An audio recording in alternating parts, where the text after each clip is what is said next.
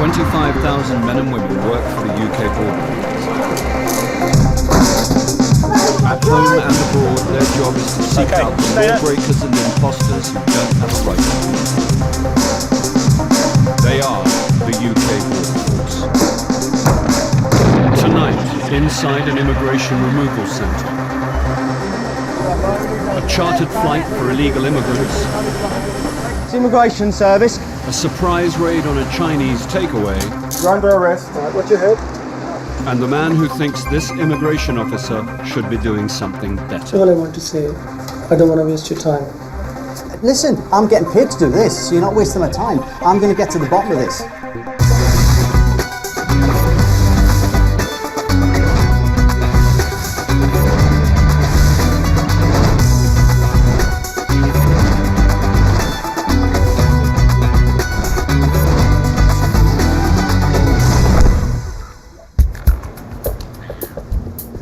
Calais. In 2008, UK border agency teams found 20,000 people hiding in trucks headed for Britain. That's around 55 every day. Yeah, go look in the back, please. It's estimated there are 1,500 immigrants living rough in Calais, many of whom are children. They make frequent attempts to creep aboard the freight trucks. Most live in the jungle, a forested area a few miles from the port. Others camp right outside the perimeter fence, waiting for the right moment to sneak onto a lorry. Today, Officer Maggie Woodard rushes to the berths, the place where lorries wait just before boarding the ferry. We've just had a phone call from our colleagues down at the berths, so we're going to go down there, assist with the possibility of clandestines being found inside. Well, it's two. The clandestines have been found using CO2 probes that detect human breath. Has that got the... My colleagues who were working down here probed this lorry and they got a high reading. They opened it up and they found these two illegals on the side of the lorry. We're just trying to get them out now. One chance. One chance. Tomorrow, no chance. We've spoken to the driver. He said his last stop was at Belgium, but we think he also mentioned a 15-minute stop just along the road for diesel, so it's more than likely they are from the jungle originally. Officer Foley discovers they used a familiar method to break into the truck. Right, we've opened the trailer up, and it looks like we've got a tilt cord here that the driver could have used. In addition with the seal, would have sorted this whole problem out for him, wouldn't have been in there. The driver failed to tie down and lock the canvas sides of his freight. It looks like when the driver was stopped, someone's opened up the side for them, they've scooted in, and then someone's done all the hooks back up again. Once they've got in, the driver's none the wiser. I would say 95% of the time, there's got to be someone that's sealed the vehicle back up after them. How old? Where do you want to go? England. Why England? England.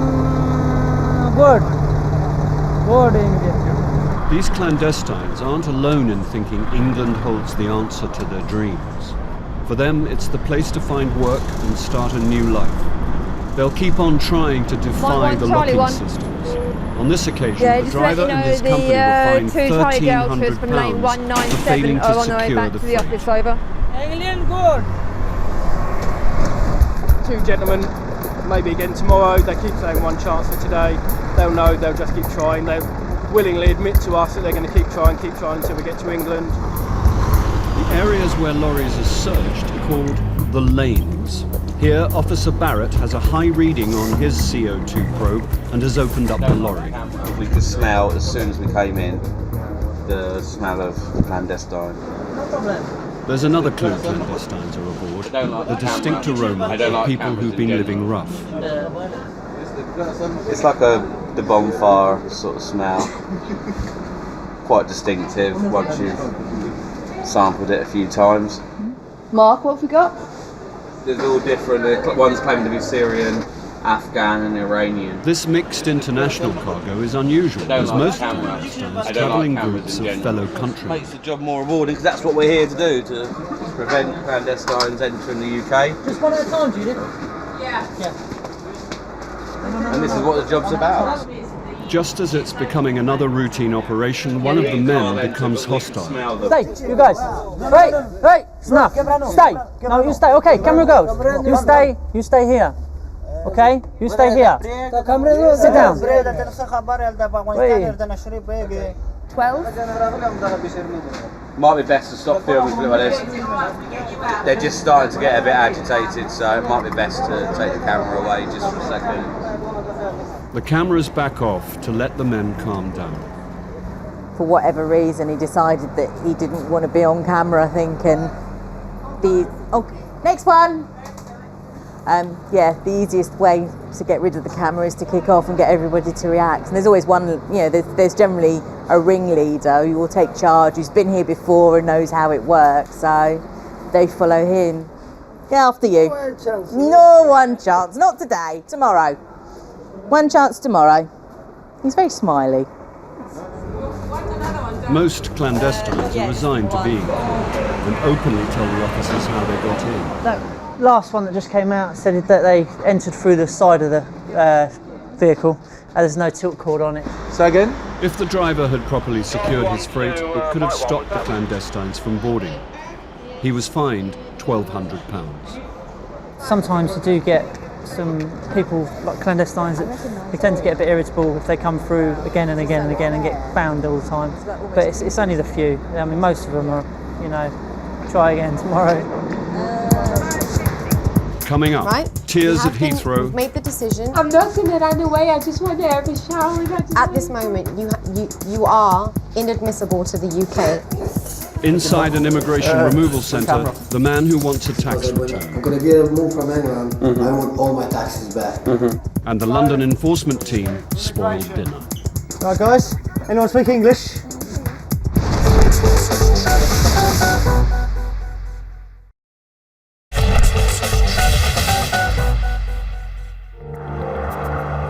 At the outskirts of Heathrow is Colnbrook Immigration Removal Centre.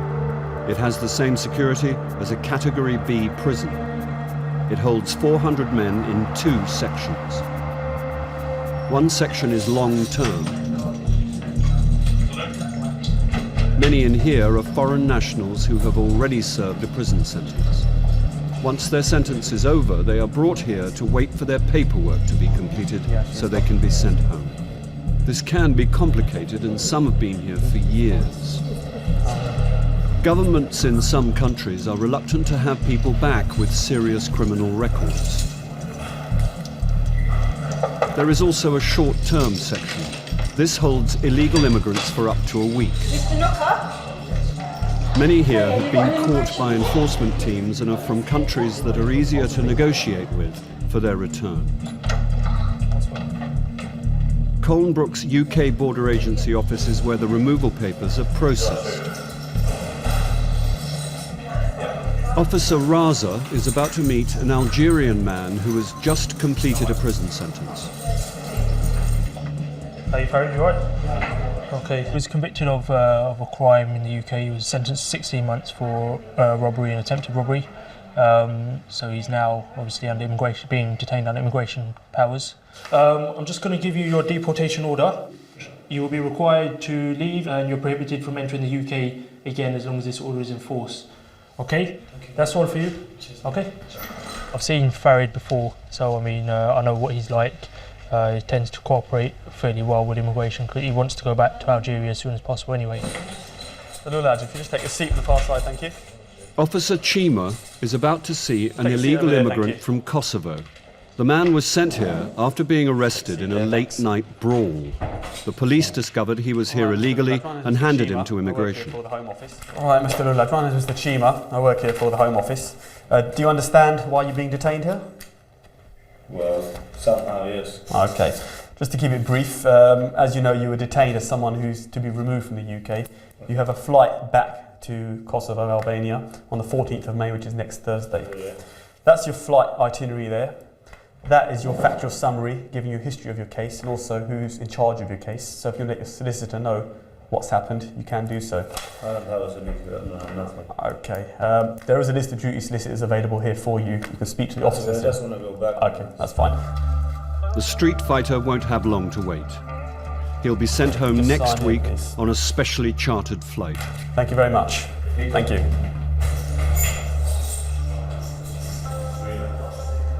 Officer Chima will speak to another Kosovan he wants to put on the same flight. Mr. Jusufi had been here since 1998, so he's been here a long time. And we're going to serve removal directions on him. He came here claiming asylum also. His asylum claim was dismissed. In that time he's been working. He arrived in 1998 and claimed asylum. Mr. Jusufi, you take a seat on the far side, thank you. 6 years later, Take a his seat over there, thank application you. was refused. Yes, please.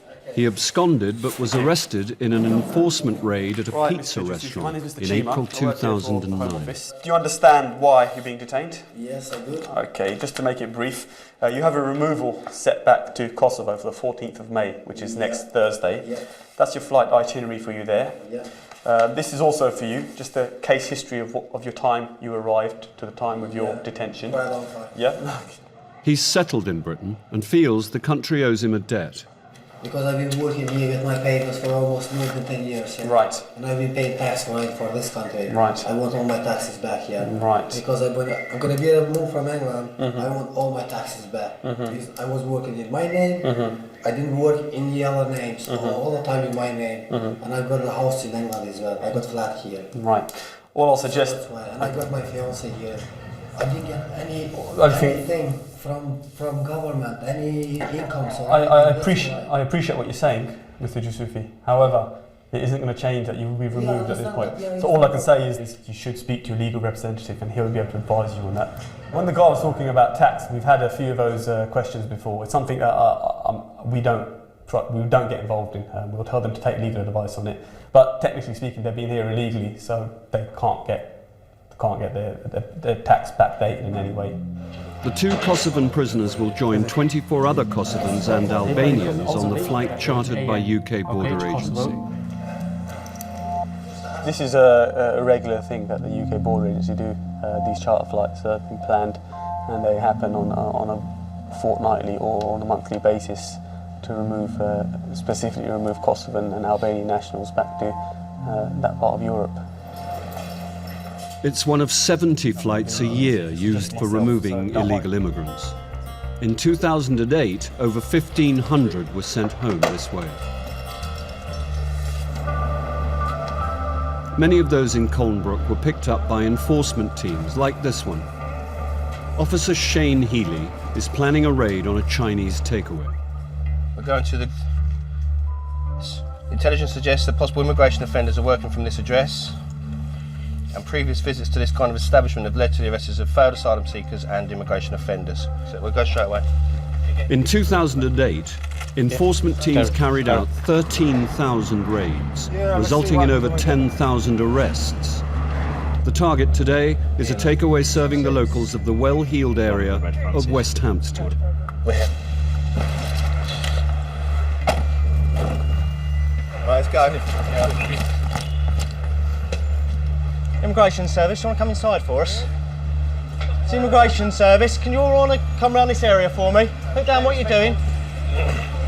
Has that been clear downstairs? Yeah?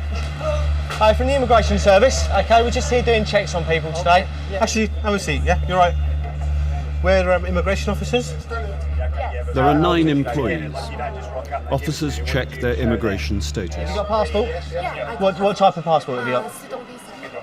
You carry it about with you? That's probably fine.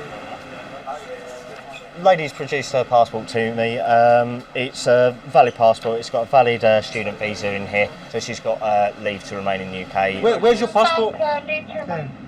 Yeah, he's fine. Yeah, he's told me who he is. He's told me his story and stuff. Checked on our computer database, verified it from a copy of his passport. It's all fine. He's a British citizen. The workers prove they are allowed to work in Britain, except for one. He applied for asylum, but was turned down. Okay, those you have got. You as well. All right, okay.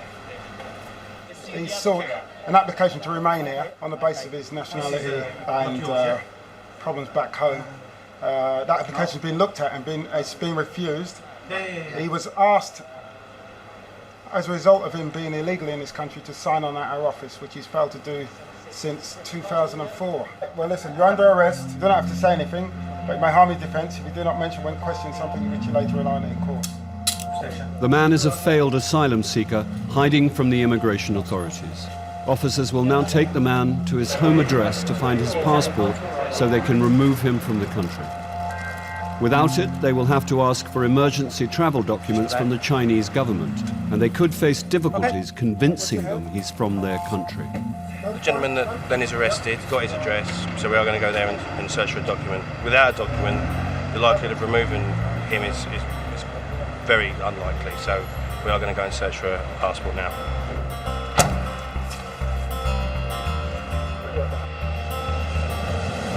Heathrow, Terminal 3. It carries over 30,000 passengers every day. That's over 10 million a year. Today at passport control is immigration officer Sheetal Patel. Hi there. Travelling alone? Yeah. She's about to check a woman who's just arrived from South Africa. I'm just going to ask you a few questions about your stay here, yeah? How long are you going to be here? 3 months. 3 months. So immediately today, where will you be going? I've got one friend picking me up from the airport, so I will be staying with him, or I will be staying with my other friends who are from South Africa as well. Okay. So your friend that's picking you up, is he just a friend? Yeah. Okay. Okay, Miss Thomas, I have got some inquiries to make, okay? So I just need to take this. Take a seat for me. You'll be here with us until I've finished conducting those inquiries, okay? Matt? Got a referral for you. Okay, we've got a South African female. She's just coming in. She says she wants to come in for 3 months, but she's just finished a 2-year working holiday. And she's only been away from the country for a month. She says she'll be going to Scotland, Ireland, visit other South African friends that she has here. So in 2 years here, she just didn't get around to seeing Scotland and Wales? And Ireland and Wales, yeah. Doesn't hang together. The idea of a working holiday is that you have a holiday and you do a bit of incidental work. Exactly. And that in 2 years you should, pretty much be able to see what you need to see. Yeah. So then to come back for another holiday on top of that makes me think that there's something here that's more important than back there.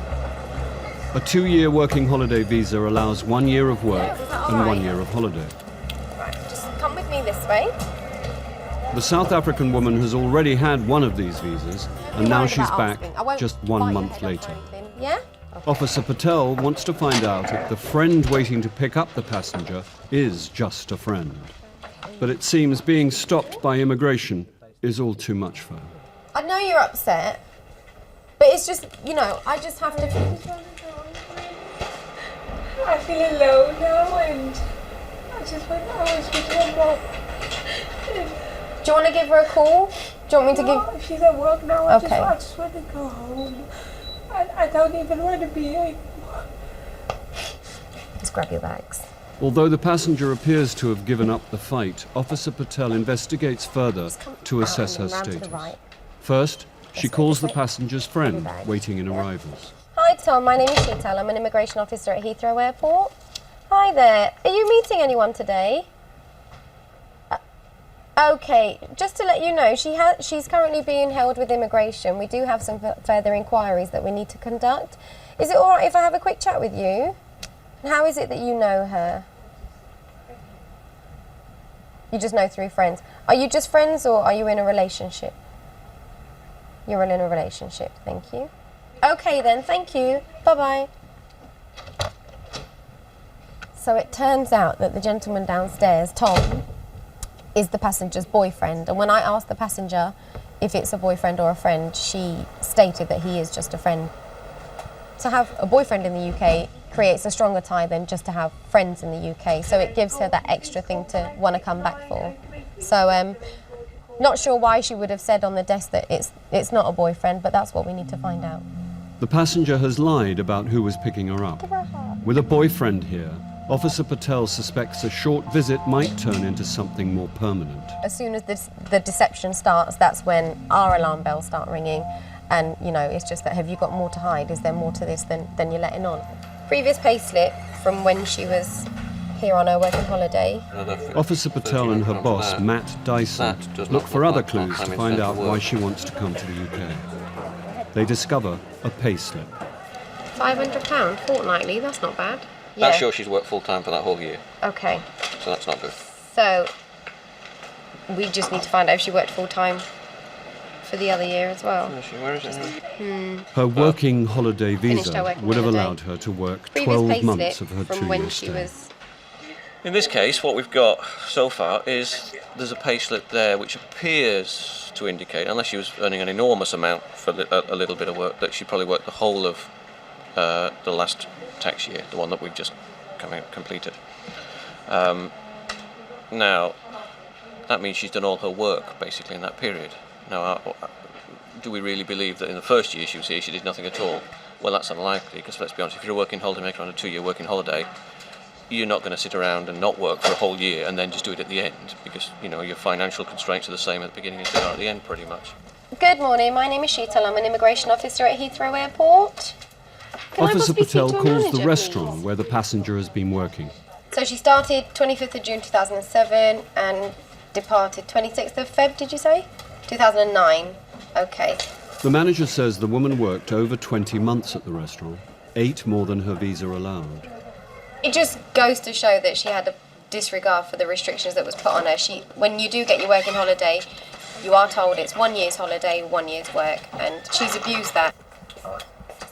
Once you've used something once, you can't be trusted that you're not going to do it again. That's the thing.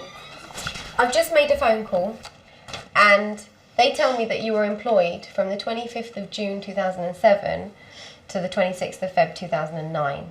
Okay. Yeah? So that's 20 months. Okay. Yeah? Do you understand what that means? No. Right. When you were given your working holiday visa, you were told how long you can work for. Yeah. And how long were you told? A year. Okay. So we've now found out that in fact, you worked for over that time, which means that you breached the restrictions given to you on your working holiday. So after speaking to Tom, yeah, he's told me that, like I asked you at the desk, are you in a relationship or is he just your friend? And you told me he's your friend. But when I asked him, he says he's in a relationship with you. So who's right, who's wrong? I mean, we want to call it a relationship in that. Okay. What do you call it? A thing. Okay. So I would say with friends. So you guys have been together as friends, and now you're coming back to see him. Not necessarily him, but he knows that. Okay. After speaking to him, he says that you guys are in a relationship. Why would he say that? Because he says he's actually discussed plans with you and stuff. I don't know. I don't know. The passenger is trying to make light of her relationship. For the chief, it doesn't wash. You can have a certain amount of sympathy when someone's dreams are not going to go or come to fruition this week, but she has told lies. Yeah. And she's done it once. We don't know if she's going to do it again. Exactly. Yeah. She can go home first available flight, please. Come on then. I'll tell you what's happening, right? We've made the decision and you've been refused entry today. Just let me stay 1 week and then just let me, after 1 week, I swear on my mother's life, I will go. Your removal flight is this evening, okay? Your removal flight is tonight at 8:30. At this moment, you are inadmissible to the UK. Therefore, we can't let you go anywhere. So unfortunately, you have to stay with us in detention until your flight. But as far as taking you anywhere and put you anywhere else, I can't do that, I'm afraid. It doesn't stop you from coming back. You can still come back. You just need to... I would never want to come That's back fine. here. That's fine. Never. That's for you. The passenger was put on a flight to South Africa later that evening. Coming up, the passenger who doesn't want to go home. Right, guys, got this woman that's coming out. She's pretty volatile. I want it. We may have to offer some more formal help to get her on the aircraft. The hunt for the passport with the London enforcement team. We want your passport. Your passport? One part of the job I hate. And the student who obeys the rules twice a week. And you've worked 20 hours a week for Asda, and you've worked 20 hours a week for William Hill. So, how many hours in total did you work? Roughly 40 hours.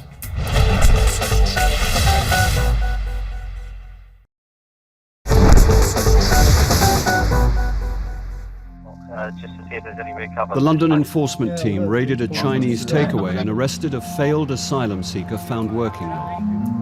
The team want his passport so they can remove him from the country. They've driven him back to his house to pick it up. Let's go. Just so everyone's aware, there's children on the premises. It appears there is a family living there. Is that wife? Yeah. The man failed to tell the officers he was married with children. Excuse me. All right, okay. That's your wife, yeah? Yeah. Upstairs, officers are met with another surprise. Right, guys. Anyone speak English? None of A you. tiny room with Sit 6 down for me. beds and Speak 4 any men English at about all. to eat dinner. Mandarin or Cantonese? With some nationalities, you find an awful lot of people to one room. We've done a visit, well, years back now, but we found 47 Chinese in one 3-bedroom house. The reason why we're here, okay, we want your passport. You have a passport? It's ID, yes. ID? Where? Yeah, go on, then. Put my phones in it. Oh, baby. Oh, you got baby as well? Oh, okay, one in the oven. The man's wife is pregnant with a second child. Oh, very nice. No, Don't you do that if you're pregnant. You shouldn't be picking up boxes if you're pregnant. All right. Come on, sit down. No, just sit down. Okay, thank you. Go on, sit down. Anyone in the house speak English? Anyone in the house? You speak a little bit of English, don't you? Yeah. Do you understand? You understand. You've been here a long time. You do understand a little bit. Listen. Right, listen to the officer, okay? You've been here 10 years. You understand a little bit of English, okay? Hello? Yeah, hiya. Home Office from checks Immigration reveal Service, his UK. wife is also a failed Hiya. asylum I just need to explain She to keeps this to her guy. bail conditions All by right, no reporting problem. regularly, but her Yeah, husband yeah, has that's not good. reported in All right, years. no problem. They've both been asked to sign at the same office. She was only once a month and she's signing on. She's heavily pregnant, still makes it. He's able and doesn't. He's not told us about his wife and kids. You know, these are all relevant to us making a fair decision. You know, when was he going to tell us? When he was getting on a plane? Absolutely ridiculous. Makes a mockery of the whole system. The husband and wife claim they don't have passports. The enforcement team have heard this before. One part of the job I hate is searching. I enjoy it. Do you? Yeah. Back upstairs, it's a tight squeeze as officers check Home Office records on the 4 men. We've got 4 Chinese gentlemen in this bedroom. They've produced us with their ARC cards, which is asylum registration cards. We're going to check on our systems, see what state their applications are in, and go from there. The discovery of asylum registration cards should mean the Home Office will have details on file. Hello, Vicky. We're in a house full of Chinese. Could you do some checks, please? Yeah. The 3 men claimed asylum on entry into Britain. Charlie Alpha India. They were given temporary release, and by the time their asylum claims were refused, they had all absconded. The 4th man entered Britain on the back of a lorry. Could you explain to him he's now under arrest as someone liable to be detained? They are arrested to be questioned further and have their fingerprints taken. The team cannot find the passports to help remove the family from the country. It could take months to sort out emergency travel documents. Right, we're going to release you, okay? That's not because you've been a good person. It's only because you've got a pregnant wife and child here. Right, but it's important that you come in and sign on with your wife. He's got to act responsibly now for his family and start signing on with his wife every month. The man and his wife are currently reporting as instructed. That's why I'm on a guard, man. The 4 men arrested upstairs were later released on condition they appear every 2 weeks at a reporting centre. They reported once before absconding again.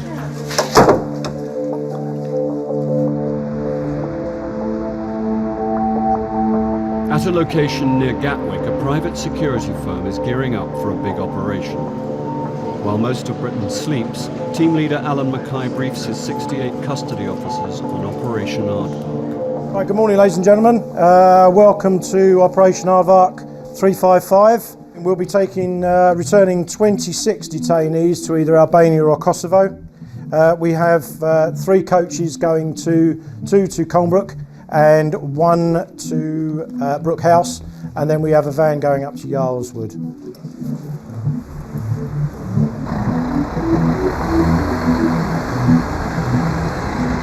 Colnbrook Immigration Removal Centre. Officers wait the detainees for an early morning flight. Morning, Mr. Hassan. You know what's happening today? I'm down. To give us a quick search. I was waiting because I waited for court. Mr. Lulet, morning. You know what's happening, don't you? Of course I know. Excellent. I can't wait. Excellent. I want to go home now. The Kosovan man arrested in a street fight has shaved his head. Search you outside. Be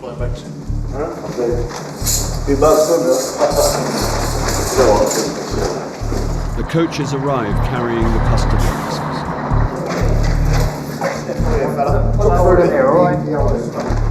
Our job primarily is to take them from the custody of the immigration removal centre. They'll then be taken into our custody. Then they're brought out of the centre and onto the coaches for transportation. It's fair to say that the vast majority of these guys are they've had fair warning that they will be removed from the country. They've made their arrangements. Majority of them are happy to go. Occasionally we may get somebody that's not quite so cooperative, but we try our best. They will pick up illegal immigrants from 2 other removal centres and will rendezvous at the airport at 8 a.m. Most of the detainees have been caught working illegally, but some have served time in prison for violent offences. There's a good rapport between the staff and those in our custody, and we like to keep it that way. We like to make sure that we build up a relationship, a bit of sense of humour, and talk about football, find something in common. Today, UK Border Agency have chartered an entire plane to deport them. Okay, they're coming on.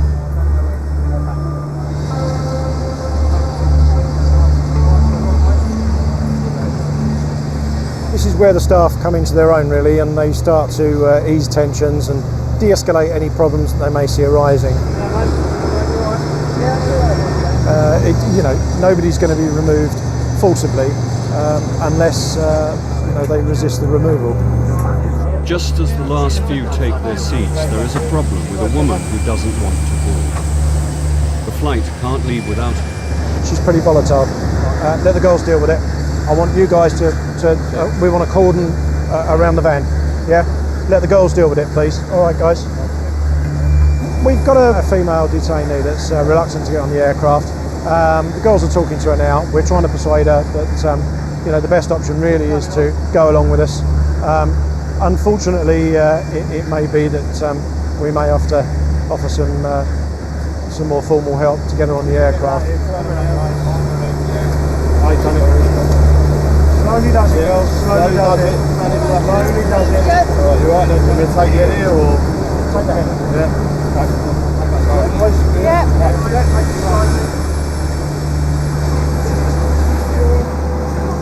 It's a delicate situation for the team already on board. They don't want to unnerve any of the other passengers. She's afraid of flying. She's scared of being on an airplane. So the medic will give her some tablets to calm her down. That's all it is. She's an elderly lady and she's scared.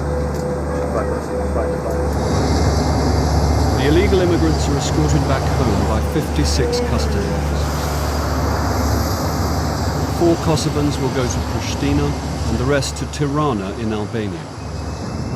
When the officers return, they will need to start preparing for the next chartered flight to a different destination in a few days' time.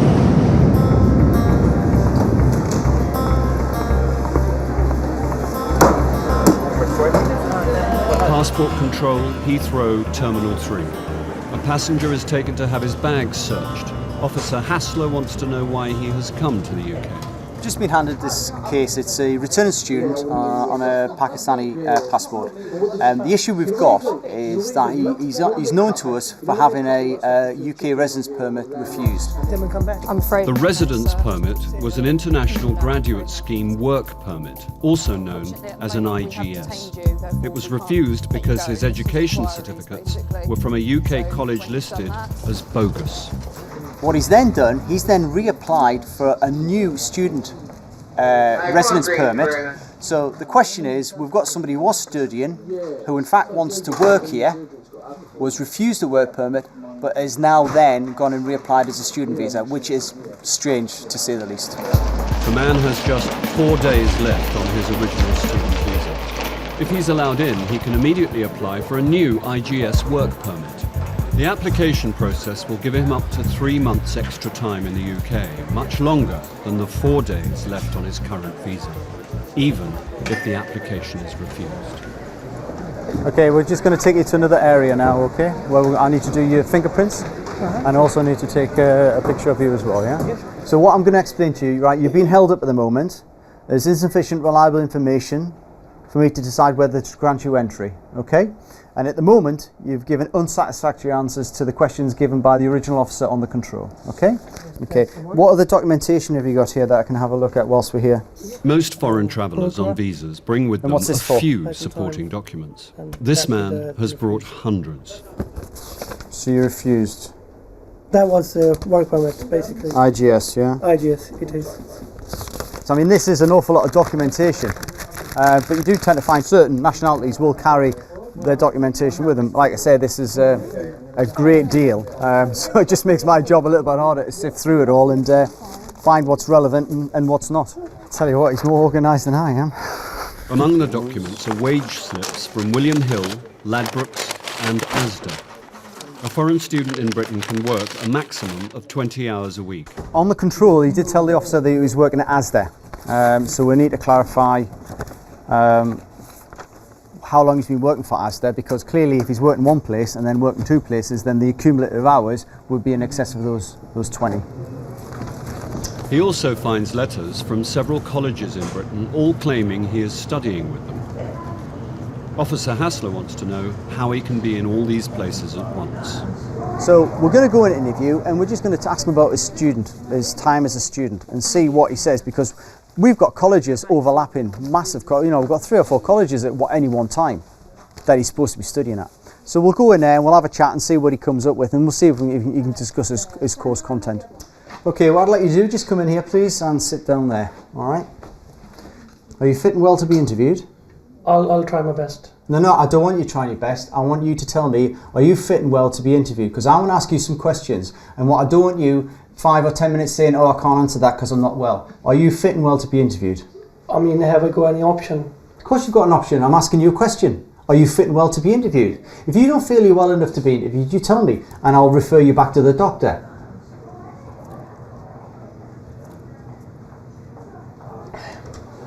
I think I'm fine. You think you're fine? The interviewers got off to an uncomfortable start, and I the will real then questions refer haven't even my begun. case and my findings. After the break, Officer Hassler turns up the heat. All I want to confess is I have done nothing wrong in your country. Okay, right, let me be the judge if you do nothing wrong, okay?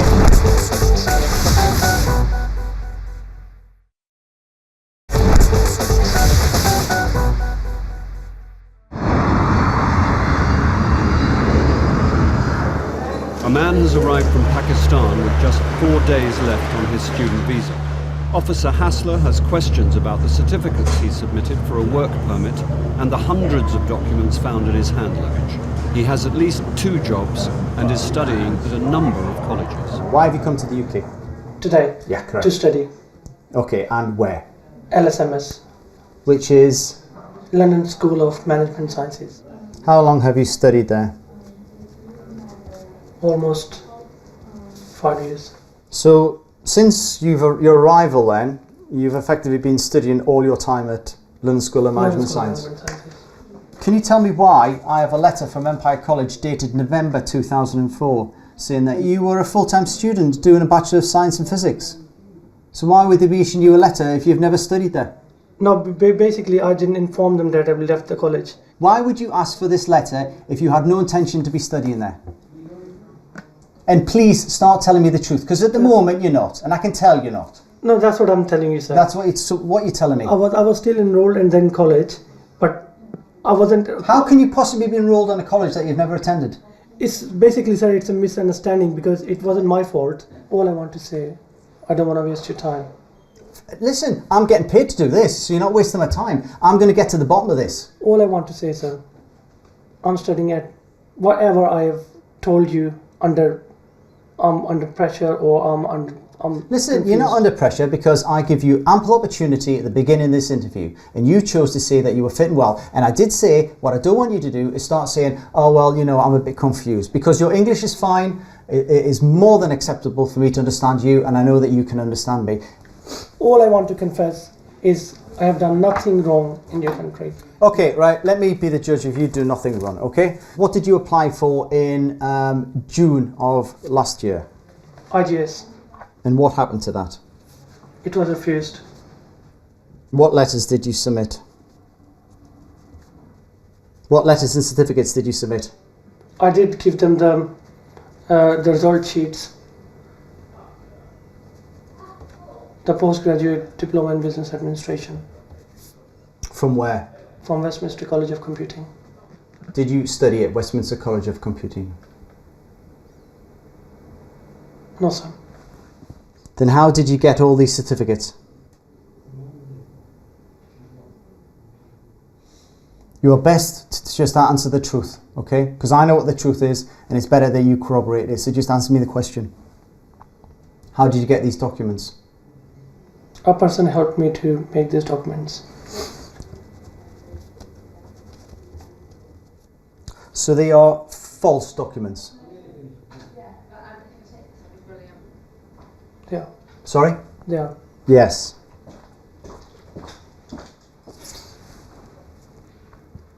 Were you working? Yes, I was. Where were you working? Asda. What hours do you work there? I worked 20 hours there. And what about William Hill? I did work in William Hill as well. So, we started end of December 2006, beginning of 2007 with Asda, okay? And you started William Hill the same time, okay? And you've worked 20 hours a week for Asda, yeah? And you've worked 20 hours a week for William Hill, yeah? So, how many hours in total did you work? Roughly 40 hours. And you still work for Asda and William Hill, yes? So all I want to say is I'm not breaking any law or anything, or not harming. Listen, anyone. just a sec. You say you're not breaking a law, right? But what do you think immigration law is? It's not one rule for one person, one rule for another. You are breaking the law. As a student, okay, you're not allowed to work more than 20 hours a week. You're working 40 hours a week. As a student, you're not supposed to pay for fraudulent documents to submit to the UK Home Office to then try and get a work permit to live in the UK. So you tell me where you've not broken the law. Sir, I didn't mean to break the law. It was just my fault. It was my mistake, sir. Sir, that is. Okay. Do you need anything to eat? Food? You're okay? All right. From the very beginning, I mean, you could tell that he was struggling to sort of keep up with what was going on with regard to what his history was or what his purported history was. And we've established that he's gone and purchased these documents that he then submitted to the Home Office, attempting to get a work permit. So, I mean, as far as I'm concerned, it's a clear refusal. Okay, Mr. Bourgeois? Right. I need to explain to you that you're going to be refused entry into the United Kingdom, okay? If I go just back and straight away if I apply again straight away, I'm asking for advice. If you're asking my honest opinion, if you went back to Pakistan and then you said next week you applied for a student visa, I would say it's very highly unlikely that you would be issued with a student visa. My personal opinion. After a month or so. Okay, you've got to the man has yourself, worked right? double the hours permitted for a student, and he's submitted false documents to try and get a visa. Yet he still hopes he can come back soon. This is a massive problem we have now with students. It's what takes up the day, is returning students who are ultimately bogus students. They get the residence permit or they get the entry clearance from the country of origin, they come to the UK, don't ever study, get fraudulent documents to show that they have been or claim to have been studying, and then it just perpetuates itself. They get their residence permits, they get their extensions, and it's all built on a lie.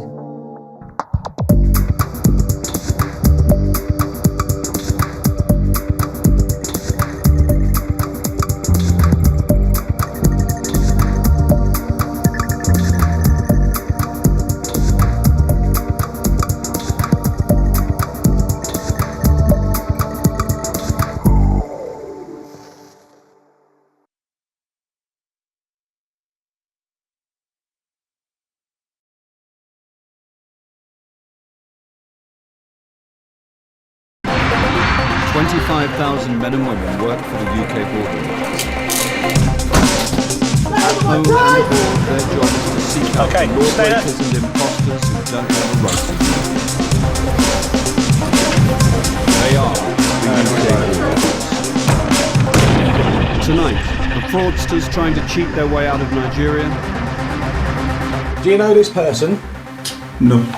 This person is your cousin. It's a risky business in Calais. Hello, mate. Hello. And in London's West End, enforcement officers question a Mongolian chef. You can't find any trace in your systems, you're not able to show me a passport. I find it all quite difficult to believe, yeah?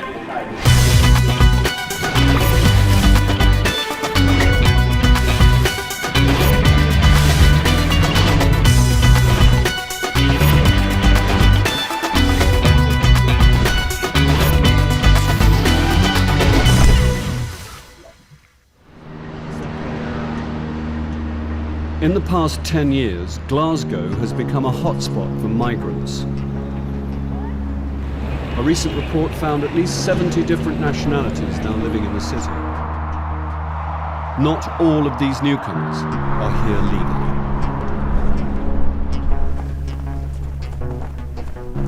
legally. The UK Border Agency has enforcement teams who seek out immigration offenders and remove them from Britain.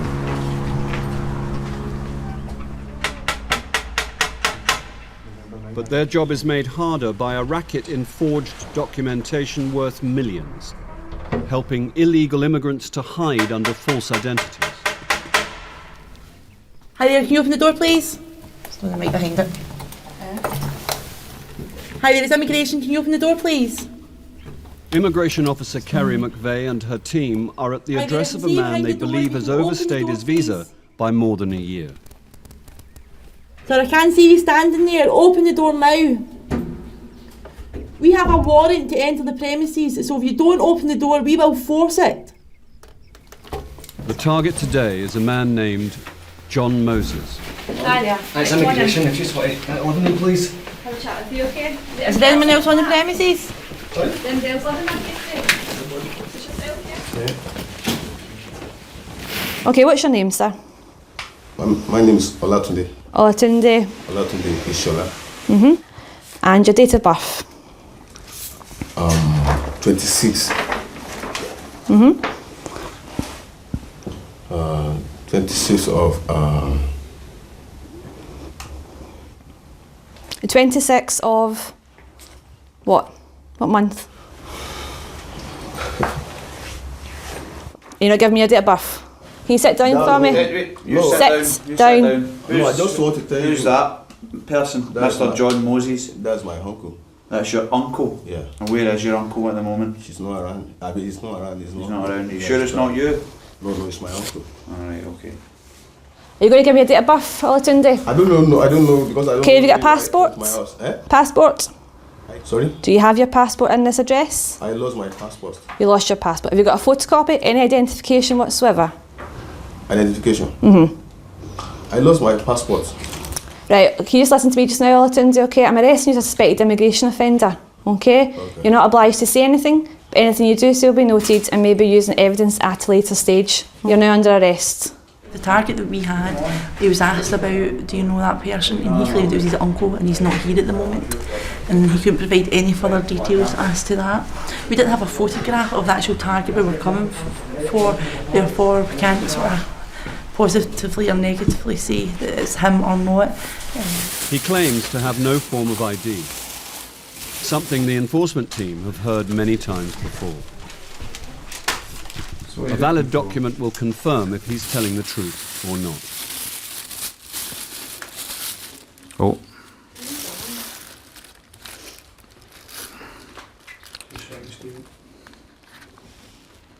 Okay, we've now found a South African passport with the gentleman that we have arrested's photograph in it and the name Patrick Agbo, but I believe that passport's not genuine. He's told us he's from Nigeria and his photograph is now in a South African passport, and now we have evidence that the gentleman we have arrested has been using the name Patrick Agbo. May not be his real name, but we know he's been using it. Yes? It's not my own. That's not yours. I'll remind you that you're under arrest, okay? You're under caution, so anything you do say will be noted and maybe used in evidence, okay? So I'm going to ask you now, is this your passport? It's not my passport. It has your picture in it. It's not me. That is your picture. It's not my picture. That is not my passport. I'm not the one inside. I'm not the one outside. Can I just maybe point out that you do have a marking on your face, which is also present in this picture? It's not me. It's not me. It's not me. Right, you're making it worse for yourself, but we'll carry this on at the police station, okay?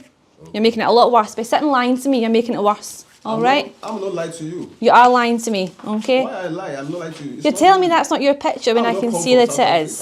I know you don't come from South Africa, but you're in possession. You're in possession of a South African passport, and I need to know why you've got it. Okay? All right, that's fine. A lot of people we encounter do have various identities. It's easier for them to get benefits or medical aid under another name. I don't get benefit from it. I'm not saying you, I'm saying a lot of people we encounter, once they exhaust one name and they're still trying to stay in the country illegally, they'll just try to adopt another name, start using that. Okay. The Nigerian man was sentenced to 4 months in prison for possession of a forged document. He was also listed as an overstayer after breaching the conditions in his visa that was issued in Lagos. During 2008, in Britain, over 10,000 arrests were made by enforcement teams. Coming up, UK Border Force goes to Nigeria and meets the officers who root out the forgeries. These are readily available on the street. I don't believe that this is a genuine wedding certificate. It's genuine document. Genuine documents. And London's immigration team grills staff at a West End We do need an address. We need an address to release you to. So we have to know where you're living.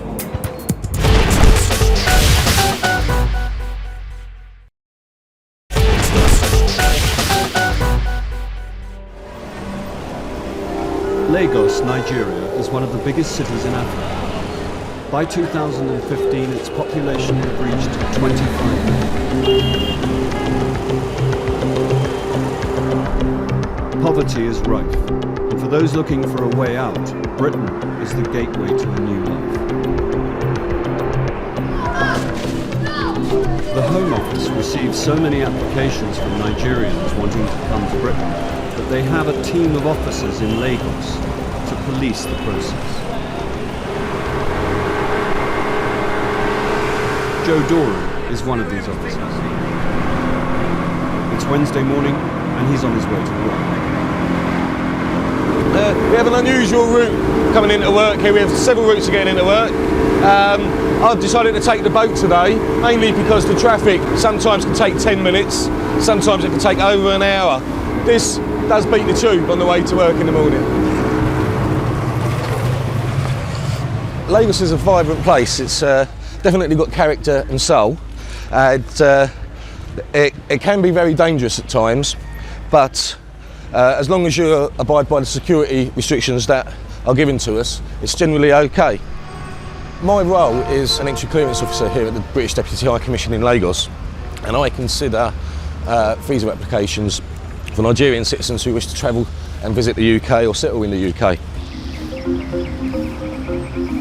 Officer Doran is based at the British Deputy High Commission. Morning.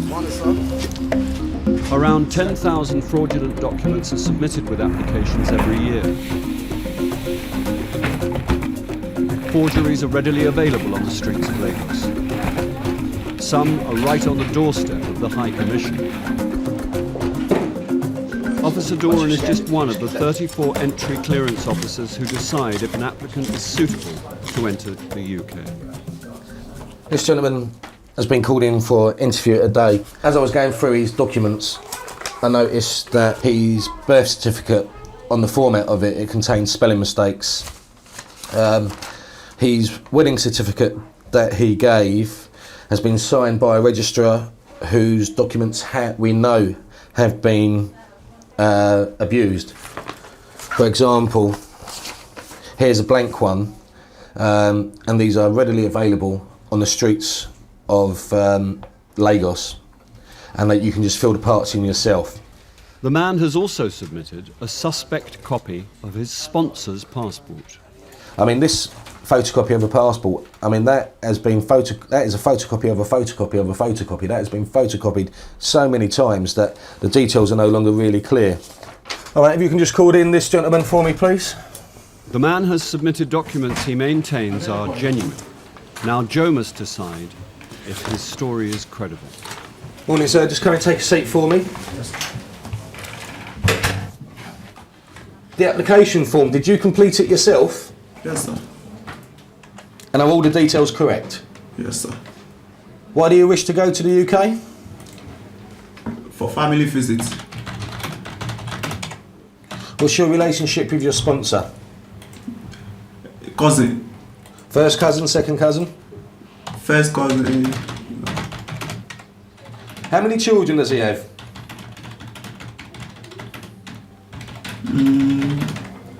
This is your cousin, you're going to be staying with him? He's my cousin, but I don't... You do know, because you wrote it in the application form. But I think it's two children now. 2 children? Yeah. Right, why did you write 1 child in your application form? That's what your sponsor has got, yes? No, I thought... You forgot? I think it's... Okay. Are all these documents you've provided to me here, are they all genuine? It's original. Yeah? Yeah. So, you're saying that your wedding certificate Yes. is genuine? It's genuine, yeah. Original. Your bank statement is genuine? It's genuine. The birth certificate of your child is genuine? Yes. What registry office was this registered at? Eh? Where did you register your child's birth? I think it's Ikeja. Ikeja?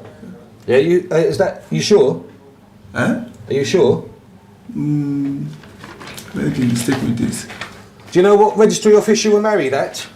Eh? Do you know what registry office you were married at? Registrar office. The registrar office is Ikeja. Okay, and where did you register your child's birth? My birth file. I think it's Ikeja, yeah. Okay, you see this? I can obtain this from on the streets in Lagos. It's signed by exactly the same registrar that you are stating completed your marriage ceremony. Yes. Okay? No. And that's a blank one that I can just fill in. Yeah? Grace Adolu? Grace Adolu. Okay? Okay, are you telling me the truth? Sir? Are you telling me the truth? Yes.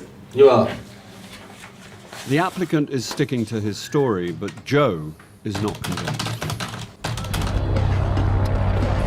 UK immigration officers have been working in Calais since 2002. It's their job to protect the border by stopping the clandestines who hide in lorries who want to enter Britain illegally. It's 2 a.m. and the crew are halfway into their shift. Officer Dave Percival has been working at Calais for 3 years and has seen nearly every trick in the book. As you can see on this vehicle, it's got a tilt cord that goes through all the loops on the wagon, and then it goes through the winder with a seal on the back, so that's quite a secure vehicle. So vehicles without those, you can just pull the curtain up or even just open the back door. So you do need to have a little bit of security. Like this one that's just come in now, it's got no tilt cord, so you can undo all of these and then just lift the curtain out. They have the latest kit, heartbeat monitors and CO2 probes. But sometimes all you need is a torch. No seal! So you're automatically working onto it with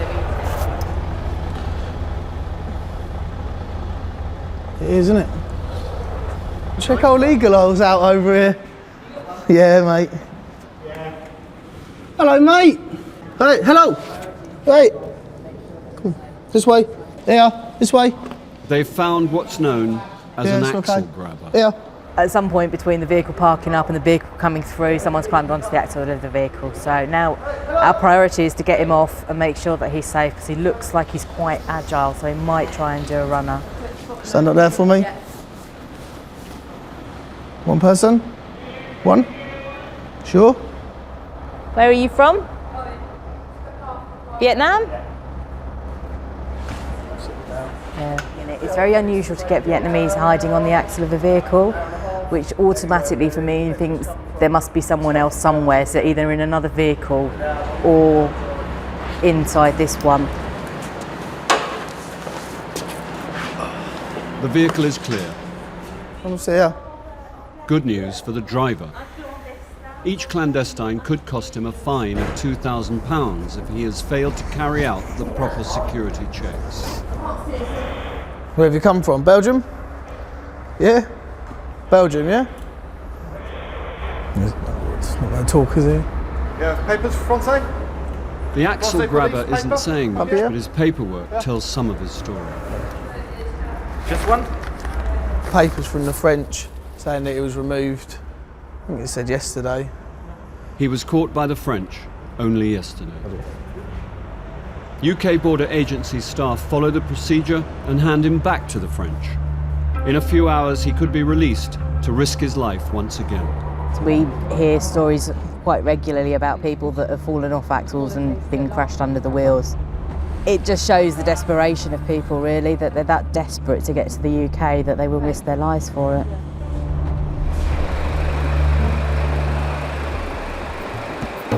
Hiding in lorries isn't the only way to get into the UK illegally. In Lagos, Nigeria, the black market in fake documents is booming. And back at the British Deputy High Commission, Entry Clearance Officer Joe Doran has looked further into his applicant's case. He has noticed some alarming similarities with a previous fraudulent application. This gentleman, who's also wearing the same shirt, same jacket and same tie, was refused only a few weeks ago. When he applied, he also submitted all the same documents our applicant now has submitted. The fact that they're wearing the same shirt, same tie and same jacket says to me that they are going to the same agent, and I believe that this is a package, a new package which has just started circulating. I'm just going to see what his relationship is between him and the previous application, because they're all claiming to be the same person's cousin.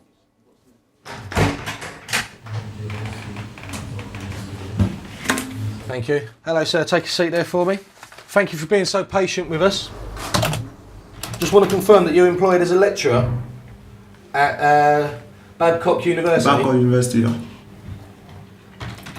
How many students go to Babcock University?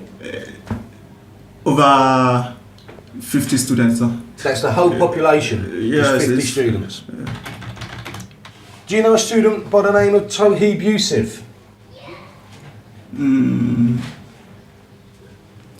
I can't hear you very well. You can't hear me very well? Yeah. Okay. I'm asking you, you're a lecturer at Babcock University where Yes. there are only 50 students. Do you know a student at that 100. university by the name of Toheeb Yusuf? Yeah, I think. Yes? Is he a relative of yours? Are you Pardon? related to Eh? Mr. Yusuf? What is it? Are you related to Mr. Yusuf? Yes, my cousin. He's your cousin? Yes, my cousin. Do you know this person? You don't know this person? No.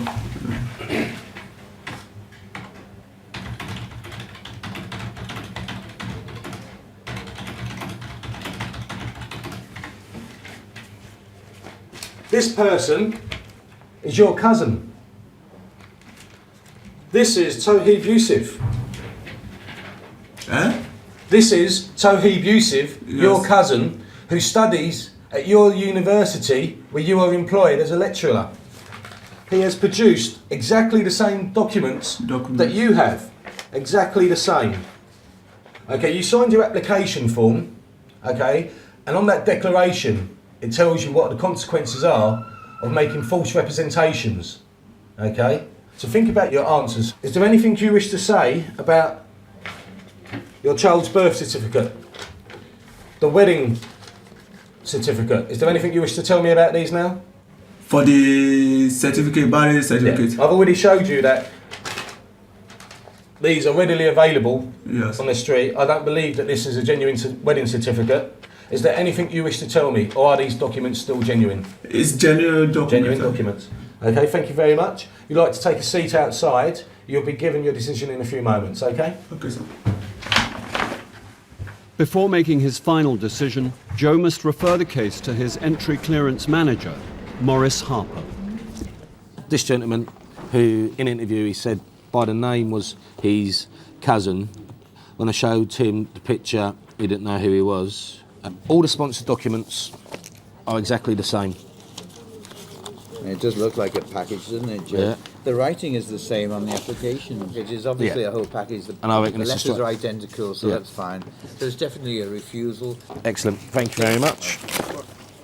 Like almost 53,000 other cases a year, the man will be denied entry to Britain. Thank you for being so patient with us. I know it's taken some time. I have made my decision, and my decision has been to refuse your application. In brief, it's because you have submitted forged documents to me. Do you have anything to say to me? I don't know. There you go, sir. Okay, thank you, sir. Okay, thank you. I think you took it quite well. It's surprising at how many people will not appeal that decision.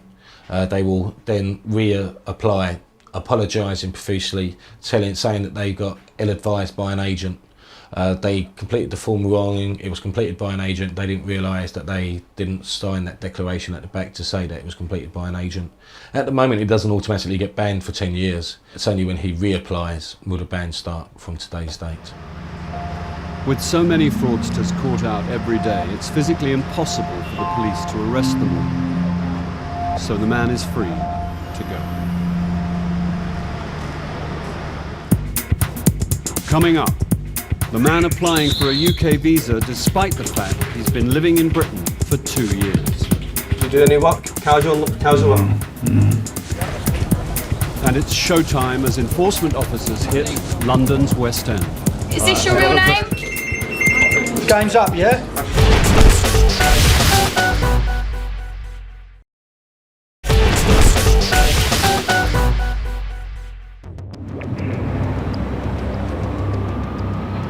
Beckett House, London. Okay, there are no named offenders. The enforcement team have a tip-off that a restaurant in the West End is hiring illegal immigrants. All of the employees. The intention is to talk to all staff present at the address and identify any persons illegally present or without the legal right to work in the UK. Okay, everybody happy with what they're doing? Any questions?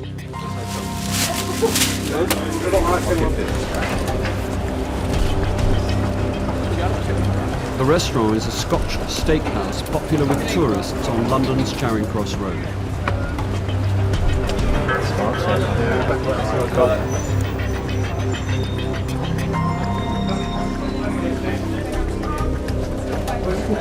We're doing downstairs. Okay, kitchen downstairs. The team splits up. Officers Lippington and Mitchell head downstairs to the kitchen whilst Officer Purewell questions the waitress. How long have you had your visa for? 1 year, 2 years, 3 years, 3 months. So how long have you been in this country? 2.5, maybe 3 months. No, not 3, not more. 3 months. Yeah. Okay. When does your student visa finish? Soon. When? I don't know if it's soon, maybe 2 weeks. What are you studying at the moment? I'm sorry? What do you study? Just college, just sometimes just. Are you studying English? Yeah, just only English. Okay, we're just going to do some checks with the Home Office. We're going to make a phone call because we have records of all visas issued. If you just wait here, yeah. Actually, you know what? Alex, come around here. Come around here. The waitress is Ukrainian and says she's a student. Do you work? If she's telling the truth, the officers will find her records on the Home Office database. Down in the kitchen, Officers Lippington and Mitchell are speaking to a chef. Okay. He says he's from Mongolia. Speak English? Tiny little bit. Okay, don't worry. You have to come upstairs with us, mate. Yeah? Okay. Turn everything off. Just turn it all off. Okay. We've just got this one. Have you got any ID on you? Yeah. Any ID? Yeah. Driver's license, passport? It's good here. It's not here. Where is it? It's at home? Yeah. Okay. Okay, what's your name? Sarangiran. Like that? Yeah. Yep. E.L. E.L. And what's your family name? John Dutch. J or G? It's James J. J. How old are you? 26. And you're from Mongolia, yeah? How long have you been in the UK for? 3.5 years. Yeah, about 3. About 3 years. And what leave have you got to be in the UK? What leave have you got? You've got a work permit, visa. Visa. You've got a visa, have you? What type of visa? Sorry? Student. Student visa. Just do a check. Okay. When do you go to college then? When are you going to college next? Now it's just working just part time. When have you been to college? Have you been to college recently? Yeah. When's the last time you've been to college? Last 2 weeks. 2 weeks ago. So are you going to college at the moment? Not yet. Why not? Because now I need money. So you're not studying at the moment? Not now. Have you come to this country to work, or have you come to this country to study? I want to learn English. Is that why you've come here? Yeah. Is that the main reason why you're in this country, to go to college? Yeah. Okay. Basically, first of all, she's told my colleague that she's a student. She didn't know what she was studying. She said she last went to college like 2 weeks ago. She's come up with the truth. I didn't believe her at all. The most that foreign students are allowed to work during term time is 20 hours a week. Both interviewees say they're students, but the Mongolian chef has just admitted to working 40 hours. Listen to me, no, you're here on a student visa, and you tell me you're working here 40 hours a week. When are you studying? So you're telling me you're working 40 hours a week and you're studying as well? Do you work 40 hours a week every week? No, just sometimes. Just sometimes. How many hours a week are you allowed to work when you're studying? Maximum is 20. 20 hours, yeah? So how can you, if you're working 40 hours, you're working more hours than you're allowed to, aren't you? You've been working, not studying. Yeah? Okay, that's lovely. Let's go with a no trace then. All right. Thank you for your help. Thanks. Bye. Bye. No, it's definitely a no trace. He doesn't appear to be on their database, which could mean he's given them a false name. We can't find a visa for you. No, we can't find a visa. Where did you get your visa from? From Mongolia. I'm not believing anything you're telling me at the moment. All right, because we can't find any trace in your systems. You're not able to show me a passport. I find it all quite difficult to believe. Yeah. There's another way to find his ID. Where's the scanner? I think he's going to have to go to the police station. What about a scanner? Not you. You're okay. Yeah, let's scan him. Officers Lippington and Mitchell are looking for a fingerprint match on their biometric database.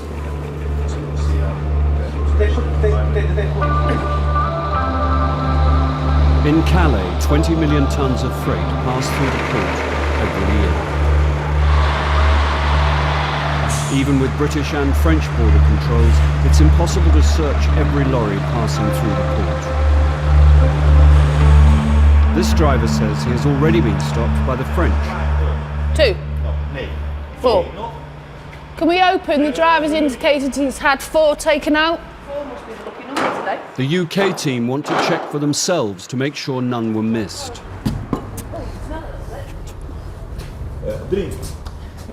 There's something wrapped up in black bags. Until I get down there, I can't actually say whether it's a clandestine. My colleague is going to look at that one. I'm going to look at this one. We don't know what it is at the moment. It could just be bags. I'm going to go down. I'm not sure whether if this one is okay. Yeah. Oh, moving? Yeah. Okay. Hello. Okay. Well, that one is open anyway. Hello? Hello. Do you want to take it off? You okay? Nationality? Vietnam? From Vietnam? Vietnam. He's actually wrapped himself. Okay. Are you okay? You're okay? Okay. Just have to make sure, because they've been covered in plastic bags over their head, that they're all right. The fact that they've wrapped themselves in plastic is something that we've seen quite a few times. It's very, very dangerous because they don't know how long they're going to be in the lorry for, but they do it because they think they can get around the CO2 control. They think that by breathing into a plastic bag, it's going to contain the carbon dioxide that they produce by breathing, so that it's not going to be in the vehicle, so when we probe it, we won't pick it up. Obviously, it doesn't really work and they're putting their lives at risk. You alright? Calais. Calais? You're still in Calais, yeah? That? Very silly. Doesn't work. We still found you. See how much sweat he's got on him from sitting in that bag for too long. Sit down over here. Just sit down. That's the bag the man was hiding in. It's been taped in the middle, so it's almost human length. With no documents and no answers, the team have no idea who these people are. They're handed over to the French, but could be back again within hours. Oh, they will try again. No doubt about it. These guys are pretty desperate to get to the UK. And as you can see, they'll use any means. We'll probably see them again tomorrow. We might have even seen them yesterday.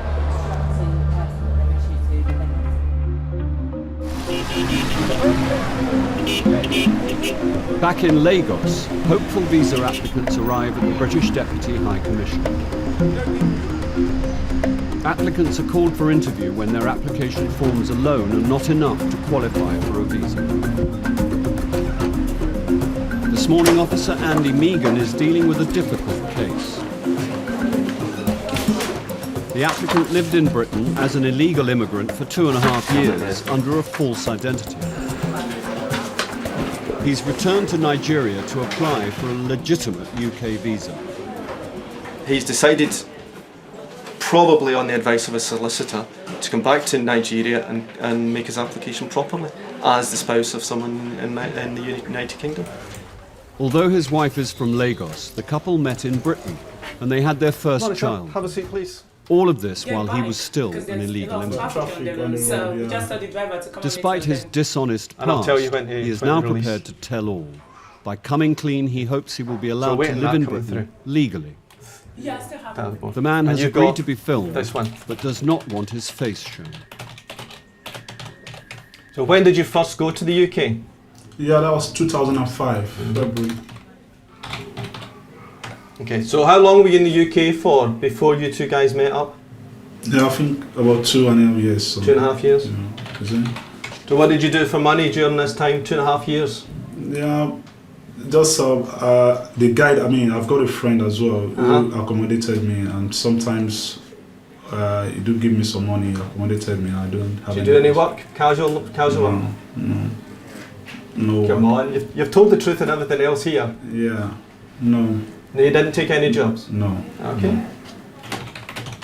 Have you ever applied for a place to study in the UK? No. No? You sure? That was early 2004. Early 2004, before all this? Yeah. I remember he told me he applied for. I applied 2004. That You're was, married now, she's allowed to hit you? Yeah, that was, which school is that? University of East London.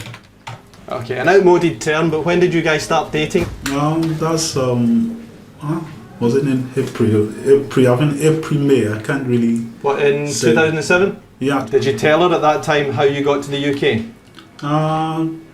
To be honest, I didn't firstly told her. I wouldn't have, never mind. To be honest, I didn't tell her. Okay. But then, as time goes on, she wants to know. Yeah. But later... Later on you told her. So when did you contact your solicitor? Last year. Last year, yeah. Maybe January. Yeah, he said he's going on holiday when he comes back. Yeah. So after then... So we're talking early 2008? Yeah. What did they say? So he said, no, go back to Nigeria. Okay, I've got no other questions for you. If you want to wait outside, I'll look through the documents. I'll let you know what my decision is. All right, thank you. Okay, thank you very much. Thank you.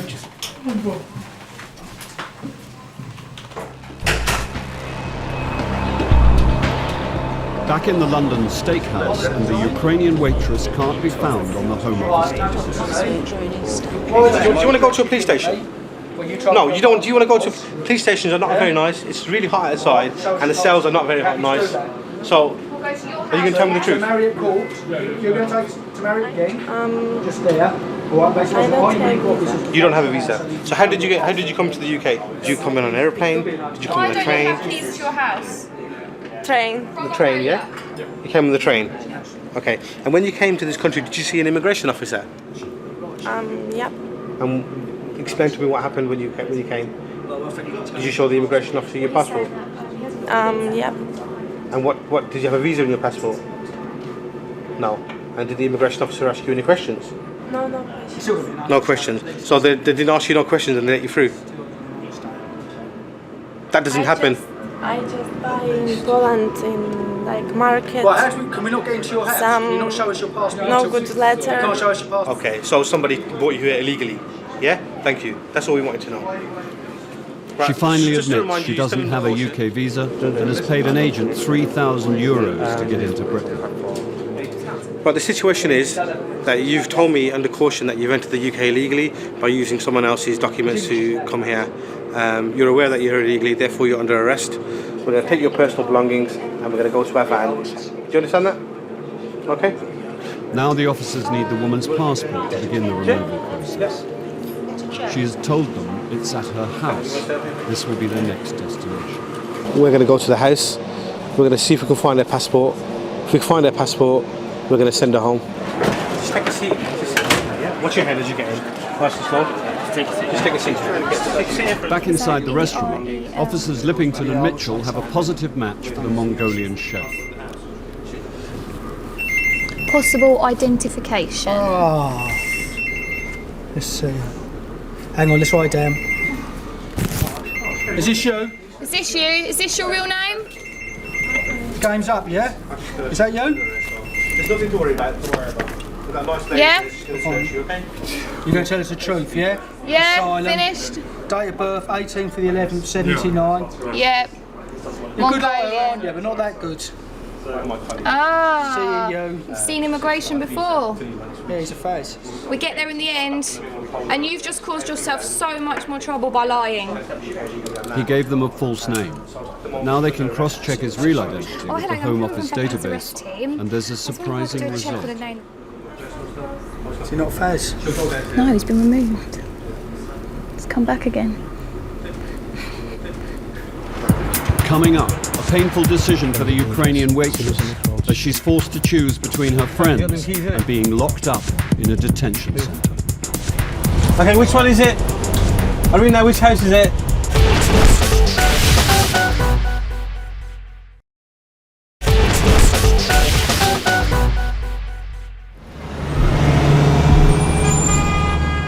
In central London, officers Lippington and Mitchell now know the identity and immigration status of the Mongolian chef. He's a failed asylum seeker who's previously been removed from Britain. I'm coming from Becker House Arrest Team.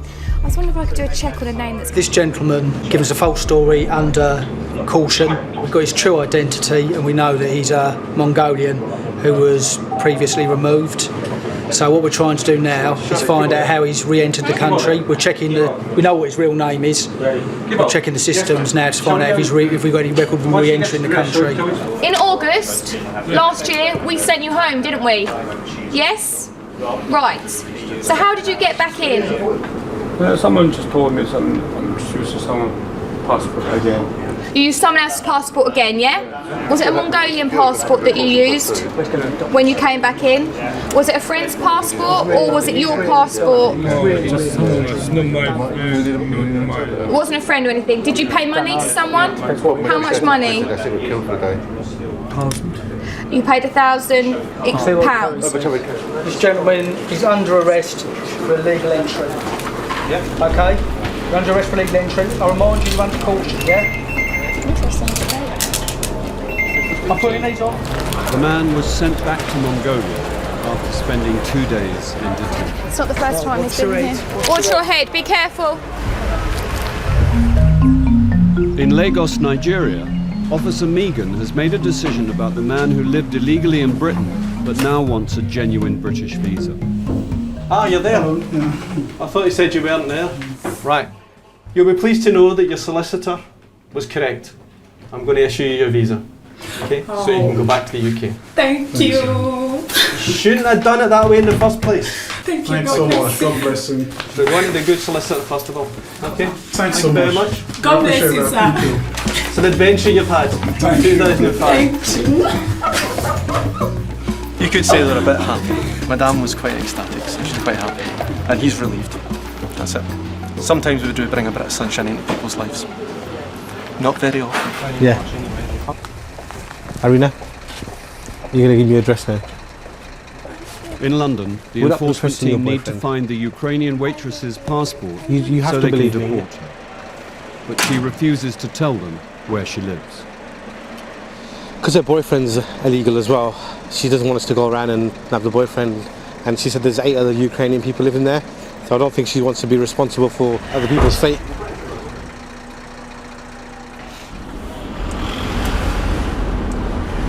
The woman hasn't given them an address, but the team have managed to find one by using her mobile phone.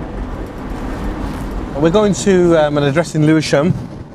We're going to try and find this Ukrainian lady's passport so we can send her home. What's your head? Yeah, it's alright, it's alright. Just go on the pavement first because there's a road.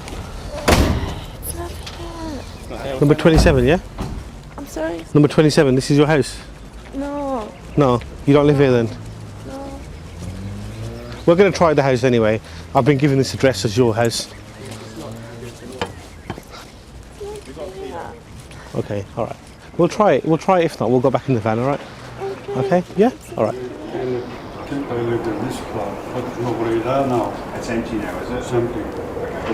The address is out of date. The current resident tells the officers a group of Ukrainians moved out months ago. What's your head? Sit down in the front as you said before, please. Sit down, please. Alright. We can't release you without an address. You're illegally in the UK, so we have to know where you're living. We don't like detaining people, and we don't detain them unless we have to. The woman lives with her boyfriend and 8 other Ukrainians. But we do need an address. She doesn't want to get we need them an address to into release you trouble too. with immigration. Are you ready to give me No, we're not going to take everybody. No, we just need your address to verify where you live. I'll talk to your boyfriend. I'll call him. You need to think about yourself. Too many problems. You need to think about yourself, don't you? Will you take us there? Will you take us there? Will you take us to your house? Please. I can show you. Could you show us, yeah? She's given us a road, which is just around the corner from here. And she's 50-50 about telling us where she lives, so we're going to take her there. And I told her our options, and it's down to her now to tell us where she lives. Otherwise, she's just going to be detained. You got them keys? I'm right down here, yeah? Helen, you got them keys, innit? Okay, which one is it? Arena, which house is it? You're not going to tell us? I can't, sorry. You have to tell us. You have to tell us. She can't bring herself to give up her friends. It leaves the team with no option. Without her passport, she will have to serve time in a detention centre waiting for her emergency removal visuals. If it means she's in detention for weeks, maybe a month, that's going to happen. We've given all the options. We've helped her as much as we can. But we have to draw a line somewhere. She's going to be detained and we're going to send her home. While the Ukrainian waitress was in Colnbrook Detention Centre, her passport was handed in by a friend. She claimed asylum, which was refused, and after spending over 2 months in detention, was removed back to the Ukraine.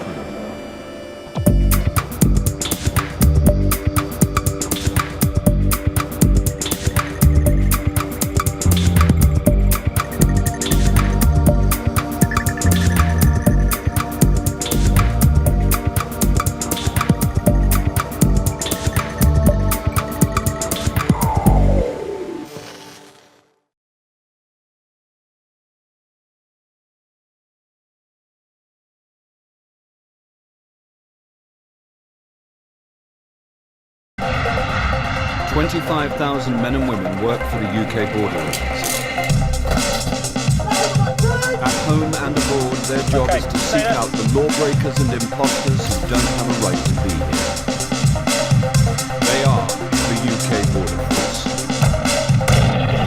Tonight, visa officers play Spot the Imposter in Lagos, Nigeria. The facial expression in all of them is all the same. It's the end of the road for a Lithuanian ram raider. I don't think that's really an excuse for committing a crime, do you? And Eastern promises are broken in a Chinese takeaway. I think I don't need to pay the fine.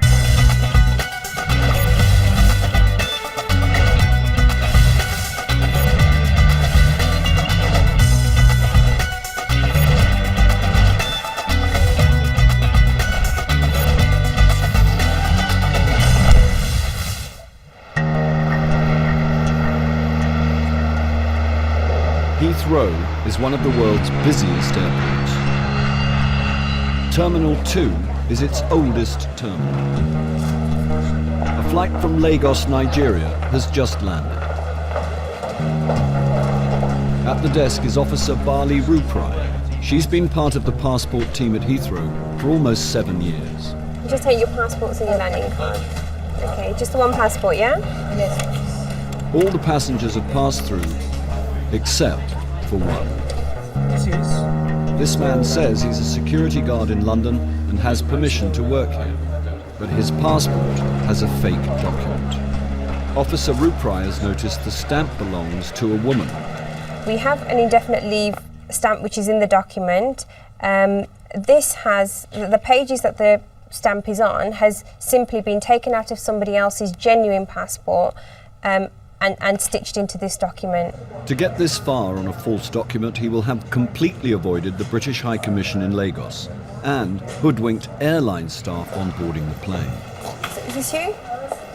Okay, I just need you to come with me. Right, I'm going to go downstairs to search your bags. Okay? Do you know why we've stopped you today? Okay, we're not happy with your document. Is this your document? No? It is your document. Now it's time for a bag search with Officer Ruprai and her colleague, Officer Talavantu.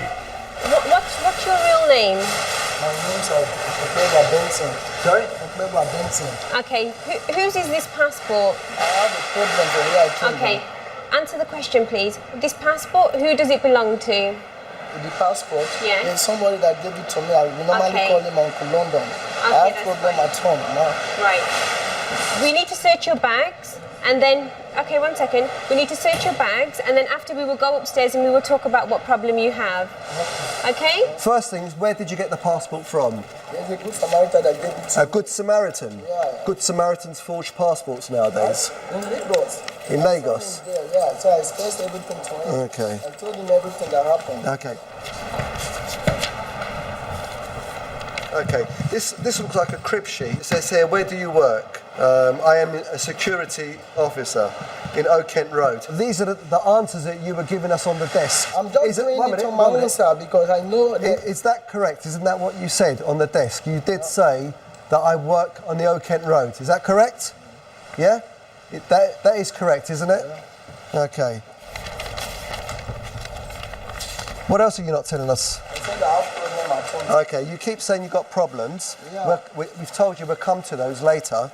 Okay, but for us to be able to help you, you have to be honest with us now. Yeah, okay, I'm telling no you point truth, being, no point telling us any stories. So what is your real name again? Sorry, I've forgotten. My name? Your real name, yeah. My name? Yes. Benson. Benson. Can you just write on the back of this card your date of birth?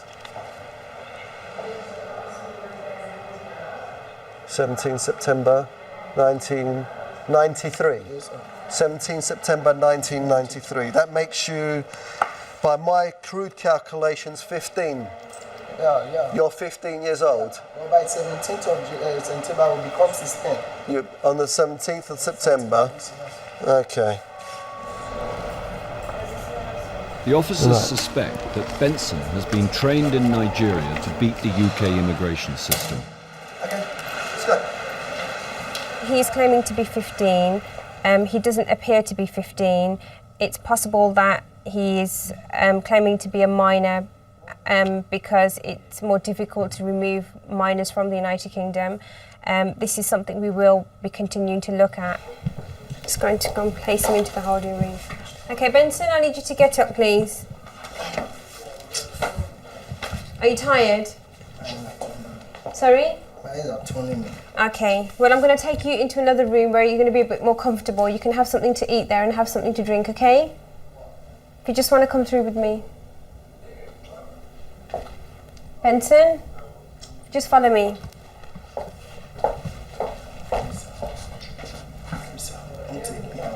No, there's no one in Italy because she is already dealing with your case. know, and you'll be given plenty of opportunity to... No, you'll be given opportunity to... I swear. You'll be interviewed further. Okay, Benson. There's no need to do like this, okay? Please, sir. Benson, we need you to get up. I have a problem. No, please, sir, believe me, please. I swear, please. Listen. I ran away. Look at my brush. Look at my toothbrush. See. Okay, calm down, William. Calm down first, calm down. Benson claims to have run away. If he's telling the truth, he's a vulnerable child in a foreign country. But it could all be part of his plan to get into the UK. Go there, relax yourself, have something to eat. Coming up, the man with 2 birthdays. That is the correct date of birth.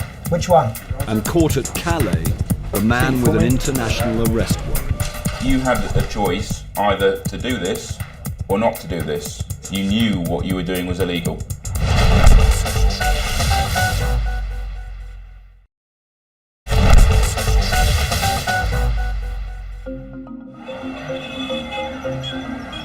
Lagos, Nigeria, a city with a worldwide reputation for fraud.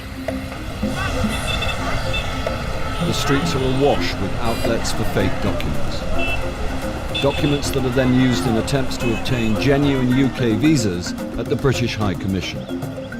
This is the front line in the battle against fraud. In 2008, 9,000 fraudulent documents were submitted in applications for UK visas. Entry clearance officers are trained in sifting out the fake from the genuine. People supply birth certificates, wedding certificates and photos as family ties in Nigeria to show that they have an incentive to return here. Like, for example, these photos here. The facial expression in all of them is all the same. It's just been totally superimposed there on all 3 photos. But not all fraudsters are so easily detected. This man is applying for a UK visitor's visa. It's his 4th attempt. Records show that he has 2 different dates of birth. Today, Officer Phil Morgan will ask him about his 2 birthdays and about some fake documents from an earlier application. On his previous application, he submitted forged share certificates. So we'll raise that at interview and ascertain whether these are actually his certificates. If he admits to them being, then he will automatically fall to be refused. Morning. Who completed your visa application form? It is me. You did? Yeah. Your previous passport had your date of birth as the 25th of December 1972. Now your present passport... That is the correct date of birth. Which one? This 15th of August, 1975, 1976. Now with your last application... Yeah. You submitted these share certificates. Oh, that was a mistake. This is not my own. It is the agent that I gave I submit to the travel agency during that time. But the share certificates are in your name. I know it's written in my name, but it's not my own. It's not yours? Yeah. How come? Can you explain why the share certificates are in your name? Yeah. The certificate that I submitted to the travel agency, if you understand what I'm saying, it is them that printed all these things, but I don't know. They came to our shop to collect their money, so that's how that come up. Okay. So what do you do for a living? I'm a businessman. What business are you in? Trading. In I'm trading? selling generator, yeah. Are there any other documents you want me to see? Yeah. This is my school cert to back. Is this your West African Examination Council certificate, yeah? Yeah. I know it's going to be a challenge for me to come here and tell you that, but I just want you to know that it's my Well, I'll need to take a photocopy of that, all right? Yeah. That's the end of the interview. If you wouldn't mind waiting outside in the waiting room, okay? Thank you very much. Thank you. Thank you. I've got his West African Examination Council school certificate, which is sort of the equivalent of O-levels or GCSEs in England. And on this certificate, it states his date of birth as the 15th of August 1976, which is the date of birth reflected in his new passport. He hasn't satisfactorily explained these share certificates. We know they're counterfeit, so he has used deception in a previous application. So I am of the opinion that this application will be refused, but we could get him arrested by the local Nigerian police force. Hi, Mr. Yusuf. Your visa application has been refused. Yeah? Your visa application has been refused. Your current... It has been refused. Yes, it's been refused, okay. And the reason for your refusal is that you submitted forged documents with your previous application. Yes, okay. Right, there's a copy for you. I can't hear you, sorry. Sorry? Did I stand a chance to apply in another time? No, because of your previous deception, you've been banned for 10 years before you can apply for another visa application, okay? The gentleman over there has your documents and passport. My name is Alex Mawar from the Special Force Unit. A Lagos police officer escorts him from the premises. You know that forgery is a criminal offense? You know you don't know. The man escapes with a warning. Their priority is arresting the large-scale fraudsters running the trade in false documents.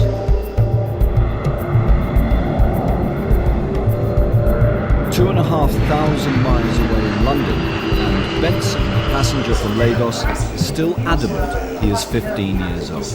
Officer Ruprai suspects he's been coached and is referring this case to her chief immigration officer. What's interesting is the crib notebook that we found in his bags. We've got questions like, you know, where do you live in London? His response, where in London do you live? And, you know, it's listed the address, exactly where. An interesting one, how do you like the airport or get to the airport to your house? I take the underground tube, and it lists which ones he should be getting to get himself there. But that's quite interesting. Yeah, they've obviously prepared him, haven't they? Or tried to prepare him. I may ask him in the interview and see exactly what he says. Just take a seat. Take a seat on that side there. We have this document that is not yours. Do you agree with me? Okay, this document contains an indefinite leave stamp. Whose stamp is this? The person I bought this thing from. What is the name of that person? We normally call him Uncle London. Uncle? London. London. Okay, why do you have a notebook and why do you have questions in there regarding what you're doing here in the UK? After I bought this thing from the boy, person, so I said when I get to London, so where will I go? Yeah. He said, okay, he said I should just say I'm working in a construction site. How do you know Uncle London? When I get to Lagos to see my friend not take me there. Say since I have problem, I should go and meet him so that he can just give me a helping hand.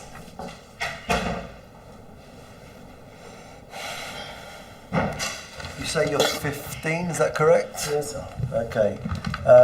What do you do at home in Nigeria? I'm a student, sir. A student? Yes, sir. And where do you study? Sir? Where do you study? I studied at the Kutiebo Grammar School. When did you join this high school? That was 1990. 1990? Right, so you... I said 1990. 2006. 2006? Yeah. All right. So you mentioned 1990. No, I said 1990. If I went to school 1990, by now I was supposed to be a graduate. Right, okay. I want to say 2006 because I'm in JS3. Okay, so just so to satisfy my curiosity, why did you mention that 1990 date? Huh?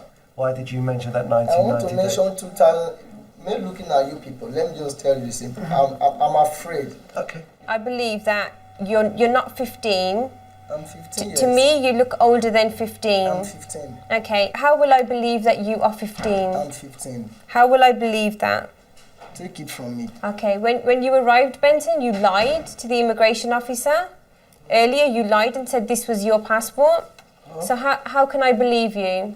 No, that was initially just, I'm afraid, I don't know what to say. Okay, at the moment, you don't have a visa in this document which is genuinely being issued to you, so we will be refusing you and returning you to Lagos. How do you feel about that? Oh, please, no. Please, sir. Okay, Benson. Okay, Benson. Please, sir, please. Benson, I need you to look at me. Take a seat, sit there and talk to me and tell me what your problem is, and then I can help you. Why can't I send you back to Nigeria? Because this passport has Then I'm not in safe hands. Okay, why are you not in safe hands? I lost my dad and my mom. So, after the burial ceremony, I'm at home alone. So I saw the money they brought from the bank. So I collected the whole money. You took money from where? I said I lost my dad and my mom. Okay. So after the burial ceremony, so they now said we should go and bring the money here. So after keeping the money, I went there and I collected the money. What happened? Both of them died on the same day. Armed robbers, thieves, came to our house. So they said they want money. So then my father is not with money. So the other thief now tell him, say, you should waste those people since they don't have money. Right. So that is how it happened. So they shot the two of them. After rushing them to hospital, they died. The family of my father, they are after me. That is what I'm talking. That is why I went to Lagos. What will happen if you go back to Nigeria? They want to kill me. That is just the simple truth. So what do you want from us today? I just want you people to keep me in safe hands. Safe hands. And how do you think we can do that? You can just, I don't know. You know I'm a stranger here, so I don't know. I just beg so that you can help me.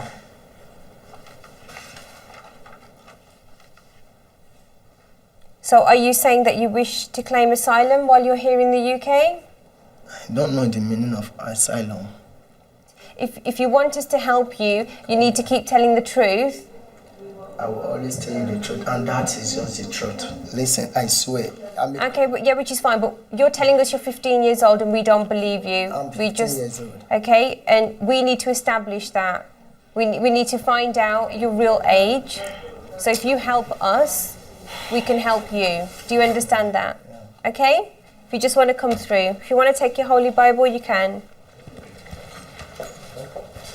We've interviewed him. He is wanting us to help him because he has a problem back in Nigeria. I've put it to him, does he wish to claim asylum? He said he's not fully aware of it. However, he can't go back to Nigeria because he said his family members will kill him. Okay, then, so from here, really, we need to think about getting social services involved and processing his case for asylum. They don't believe he's a child of 15. They think he's in his early 30s. But without proof either way, they follow the rules and hand him over to social services for an age test. Whilst waiting for this test, he was placed in a house in southeast London. He has since vanished and his current whereabouts is unknown. Calais, northern France. In 2008, the UK border agency searched over 1 million lorries and stopped 28,000 attempts to cross the channel illegally. This morning, it's business as usual. Yeah. How many? 1, 2, 3, 5, possibly. Where are you from? Iraq, Iran, Afghan? 5 of you? Okay. The team has found 5 stowaways, 1 from Iran and 4 from Afghanistan.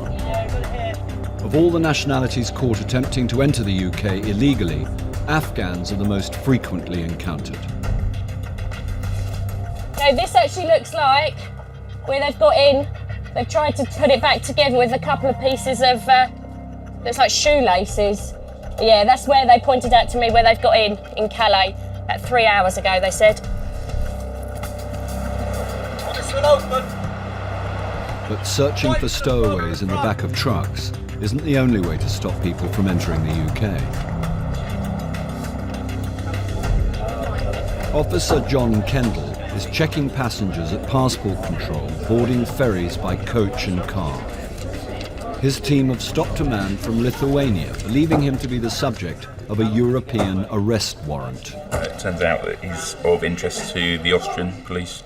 He's on a European arrest warrant, and it appears that he is suspected of being involved in a ram raid on a jeweller's in Austria.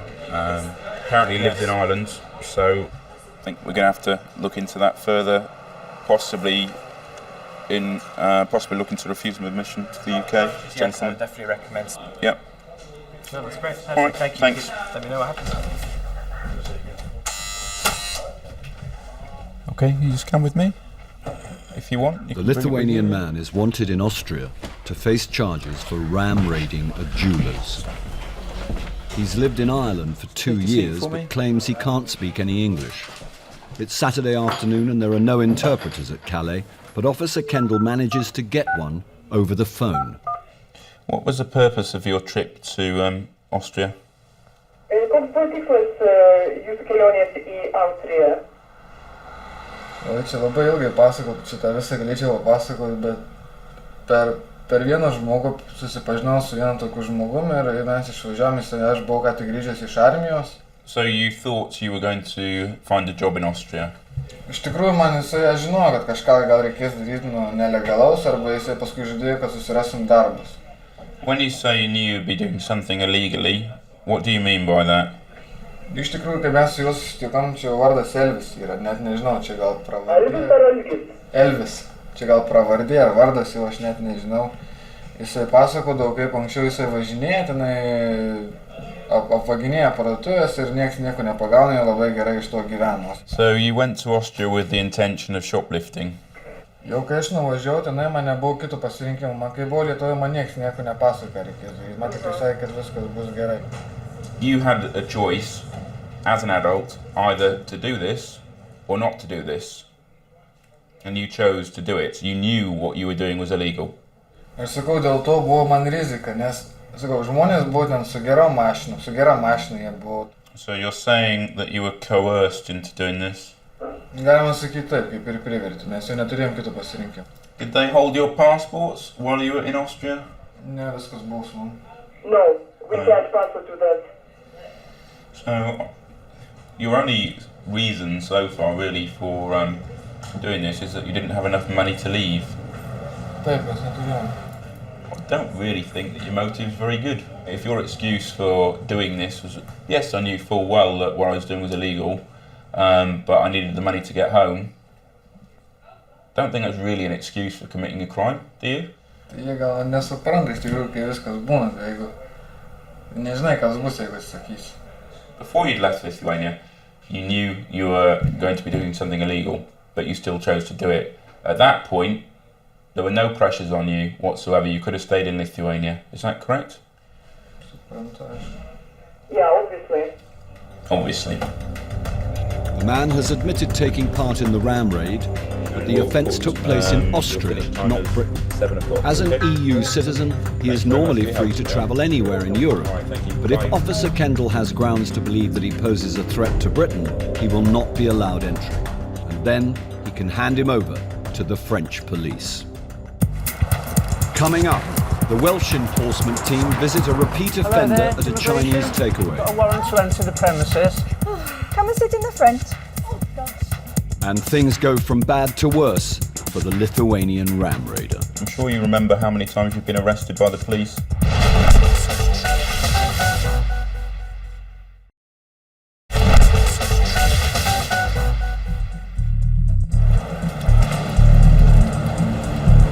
In 2008, UK border agency arrested 10,000 illegal immigrants in raids across the country. Enforcement teams build cases from intelligence they've gathered, as well as information from the general public. Today, the Swansea team are visiting a Chinese takeaway in Morriston, one of the most populated areas of the city. We are going to visit Ming's Kitchen. Basically, we've had information in to suggest that there are immigration offenders working illegally at the premises. The 3-storey building, terraced. There is no visible rear to the property, so on this occasion we'll all be going through the front door. Seeing as you know Swansea so well.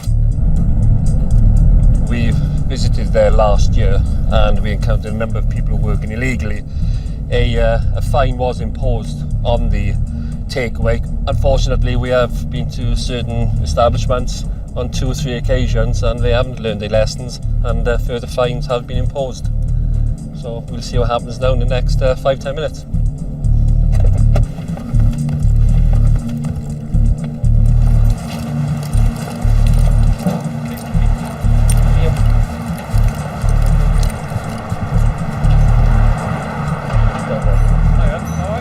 Hello there, immigration.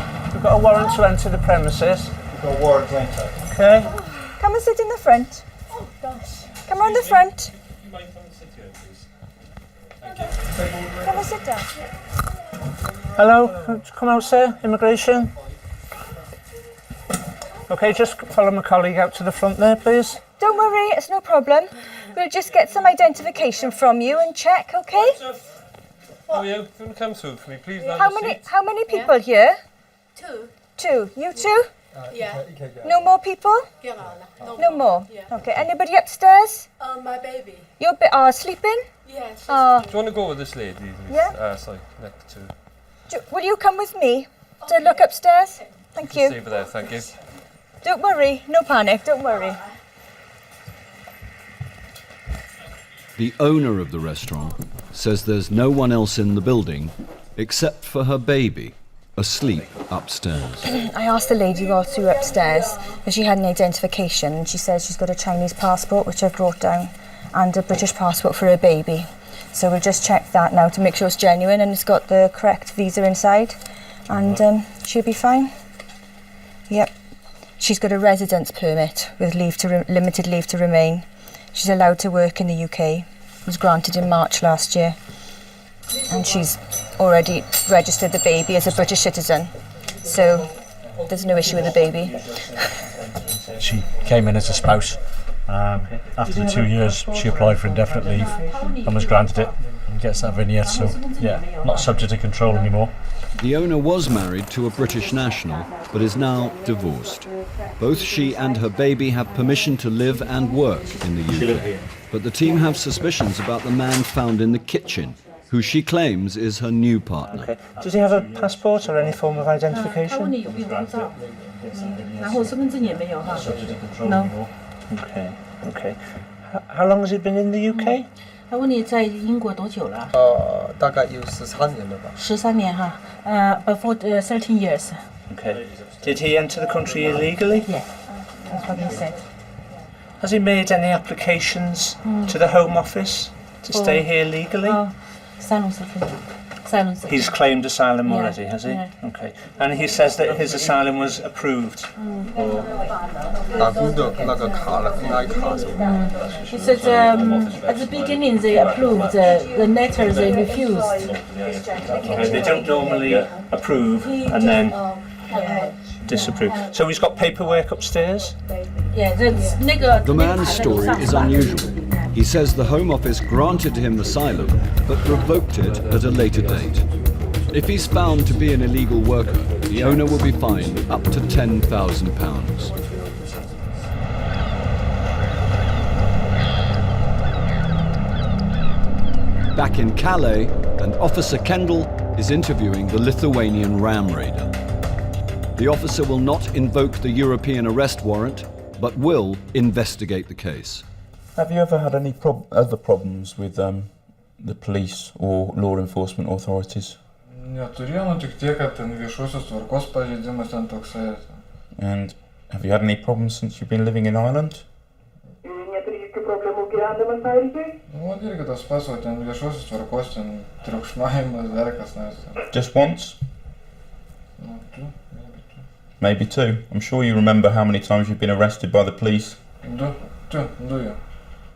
So you've had 2 problems in Ireland in 2 years. Decent average. Okay, so the Austrians have issued a European arrest warrant for your arrest for what you were doing in Austria. If the arrest warrant's enforced by the French police, you'll be arrested and probably returned to Austria. Okay, so I will go and speak to my senior officers, and we need to decide if you're going to be refused admission to the United Kingdom or not. And you've understood every single word I've been saying without the interpreter, haven't you? Yes. So why did you insist on me wasting public money on the interpreter?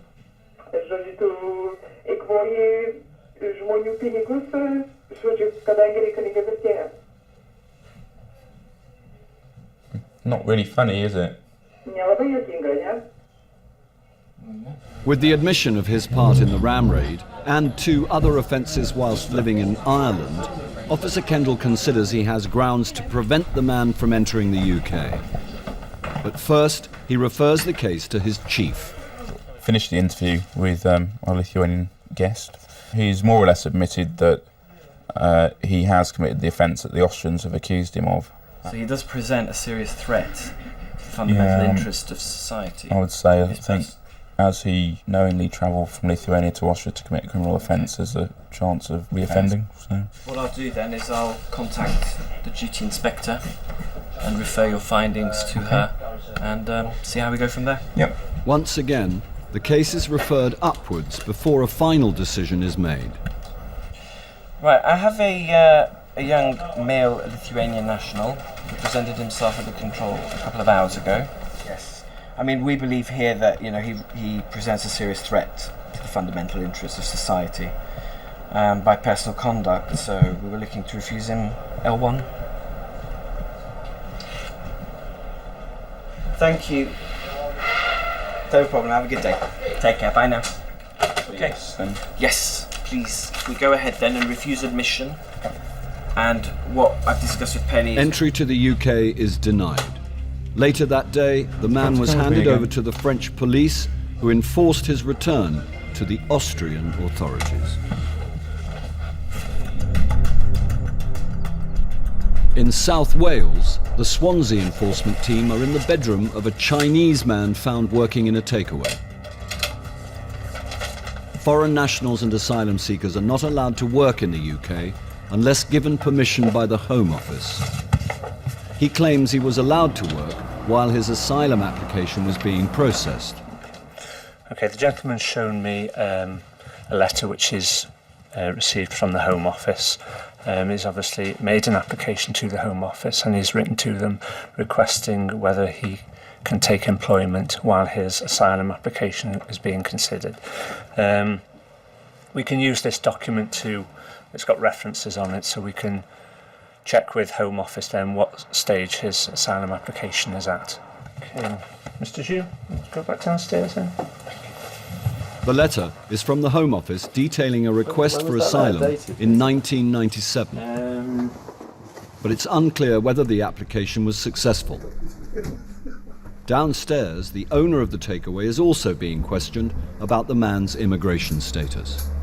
No matter how many hours he works, even working for free. Sorry? How long has he been helping out in the kitchen? If he's in Britain illegally, she's breaking the law. He was working in the kitchen when we came in? No. He just... helping? Help me and look after baby. Okay. Yeah. How much do you pay him for helping out? Nothing. Okay. So how many hours does he help out normally each day? 1 hour. But 1 hour each day? No, sometimes because I have got a baby have to be looked after. So yes. He's a response for look after baby. Okay, so sometimes 1 hour. Yeah. Okay. Have you seen any documents to say that that man can be in the UK and is allowed to work here? He got the NI number. NI. NI National Insurance. Okay, The Home Office database will reveal whether the man is here legally or not. Right, I'll give you the family name is Zhu, that's X-ray uniform. Illegal entrant. Has he submitted any other applications? Right, so it's just an illegal entry case. Okay, is he reporting at all? No. Absconder. Divorce. Right, okay then. Okay. Lovely, thank you. Thanks, Angela. Bye now. It's been confirmed. The man is in Britain illegally. Since 1997, he has been missing and listed as an absconder. This form is a notice of potential liability because your partner here is working here and shouldn't be. Well, we found him in the kitchen. He says he's been here 6 months. Whether he's a childminder, whether he's working in the kitchen, makes little difference. He's not allowed to work. He's got no permission. This will go off to our office in Manchester, and they will write to you then. But you stand to be fined potentially up to £10,000 for him being here. Sorry, sir. I have to explain to you. Yeah, this is just a notification of potential liability. The Manchester office will write to you now, and then anything you want to try and explain, you can put to Manchester. Okay? Just sign in there for me, please. And I'll give you a copy, and I'll keep a copy then. Okay? Thanks. The man caught working in the kitchen was put on bail and is reporting every week to his local police station, whilst UK border agency get the documents they need to remove him from Britain. The owner is fined £5,000, but she is adamant she did not employ an illegal worker. I don't know what happened right now. He just come down to cook some food for himself. This is kitchen for business, still for our life, you know. So I don't think so. I got employ him. Nothing. So I think I don't need to pay the fine.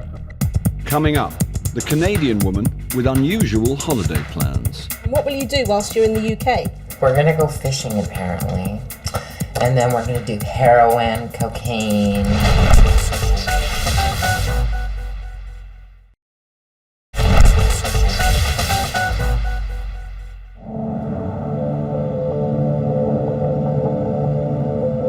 At Terminal 3, Officer Lisa Lee has stopped a Canadian woman who has come to the UK for 2 weeks to visit a British man she met on the internet. The reason we've got concerns is that she's told us that the gentleman she's coming to see has paid for her ticket. They've never met. She's only got $10 in cash. No real idea what she wants to do in the UK. And she is on quite a lot of medication for various medical complaints that she claims to have. So I need to get that checked out before I can decide whether or not she's allowed to have any. Lexi, can you come over? I understand from my colleague you're taking certain tablets at the moment. Yeah. Okay. Can I please have them? I need to show them to our doctor. I have stage 4 malignant melanoma in my eye. So you're on tablets for that? Yeah. Okay. What else are you taking? I take 4 10 milligram Valiums a day. Okay. Do you need anything at the moment? Any of your tablets at the moment? No. Okay. I'm good. If it's all right with you, I'll take the medication to the doctor here. Yeah. So you rattle when you walk then, yeah? The amount you have to take. All right. Can I just say something? Sure. I think it's really wrong that your airport detains people who are mostly colored and people who look different. Listen, let me tell you something. Okay, we don't treat... No, you're not listening to me first. Let me Okay, explain. all right. So let me explain to you, that's wrong. Okay, let me And explain that's to you why that ignorant. might be the case and why you might see it like that, okay? The reason being that any of these people are here is because we have an immigration issue with them. It doesn't matter what colour they are, what gender they are, we don't care. We're interested in their immigration status and that's it. All right, let me do this. I'll be as quick as I can, okay? And then I'll come back and speak to you and we'll try and get this done as quickly as we can, all right? I've just been in to see our port doctor just to get the lady's medication checked out. There's no specific medication in what we have that's given to cancer patients specifically for melanoma. And the doctor said that it's a terminal illness, but that there's no prognosis in terms of length of life. It could be a year, it could be 5. He said, you know, provided she's okay, then she's fit to be detained, no problem. and we'll just crack on with it as we would any other person. The first job is to contact the man she met on the internet. He's downstairs waiting to meet her. Can he explain how she will get by in London for 2 weeks on just $10? How long have you known each other, sir? So you met online. He has paid for her ticket. He runs his own business. He said, I'm pretty well off. She's just come in to spend time with me. We're going to go around London. We're going to do lots of partying. That's what I like to do. So we need to speak to her really now and get her side of the story. Why have you come to the UK? Because I got a divorce with my husband. In Canada, it's legal to get married to transgenders. The whole time I'd been talking to Mike, but we were just friends. As soon as he heard I was divorced, he just said, come to London. He said, London's a really great place and you'll be happy. And what will you do whilst you're in the UK? We're gonna go fishing, apparently. And then we're gonna do heroin, cocaine, no, just joking. Do the touristy thing. Try to see the Queen and hit her with a car aerial. Why? Because that'd be something to say that you did. And I'm gonna open a brothel. Oh, yeah? Yeah, a small one. Small one? How many people are you going to employ? I don't know, well, I was thinking maybe you should come work. I don't think I'd earn you much money. Trust me. I'm flattered, but, you know. I'll doll you up. One of my concerns is your health, okay? Do you have, like, healthcare, travel insurance for whilst you're here? Like my cancer and stuff like that? Mm. You don't have to worry about me. But you told me it was stage 4. That's quite serious, Yeah. right? Stage 4, yeah. But they cut most of it out of my back, and they cut out like a really good tattoo too. Look. Oh, okay, yeah, I see. All right. Right, there you go. I'll come back when I've spoken to my chief, okay?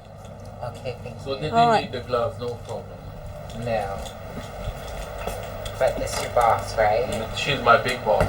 Yeah. We were talking in the office, and she told me that I need to do a prostate exam on me. I didn't. Don't help me. My God. Well, that was the most interesting interview I've ever done. That's quite amusing. I'm sure she was just trying to distract me from asking all the questions because she was quite a character. Everything she says in terms of her reasons for visiting, I mean, you know, who am I to say that somebody shouldn't come and visit their internet friend? You know, it's more and more common these days. Let's go and see what my chief says. He's going to love me. Before making a final decision, Officer Lee must run it past her chief. Overall, I mean, if you're satisfied that she meets the immigration... I'm pretty certain she does, and I do believe, I mean, she said, I want to go home. I believe she has the intention to return. So on balance, you're happy to... On balance, I think we'll land. I'll go and let her know, because I told her that I'd let her know as soon as I knew, so that she could be prepared. Okay, there's good news.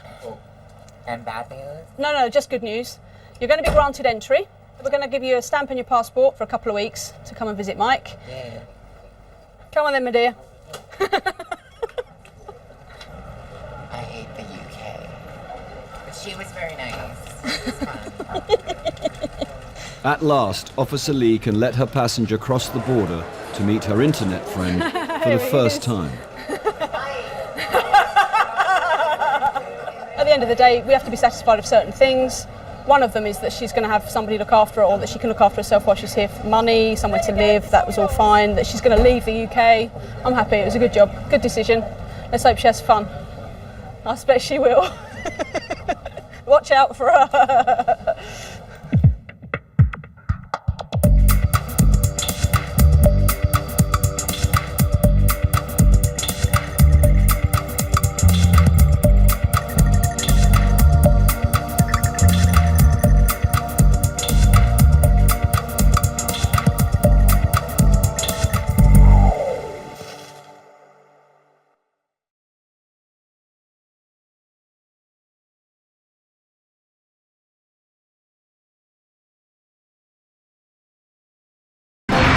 25,000 men and women work for the UK border police. At home and abroad, their job is to seek out the lawbreakers and imposters who don't have a right to be. They are the UK border police. Tonight, uncovering deception with the enforcement team Why are you letting people into this house and sleep in here if you don't know who they are? Why have you got this lady's passport? Customs are on the money at Heathrow. I don't give you. Sir. No, I don't go. It's my money. You're not giving it to us. I'm seizing this money from you. There is a difference, okay? No. And getting tough on illegal working. Nobody illegal working here. What? Okay. I'm not lying, yeah?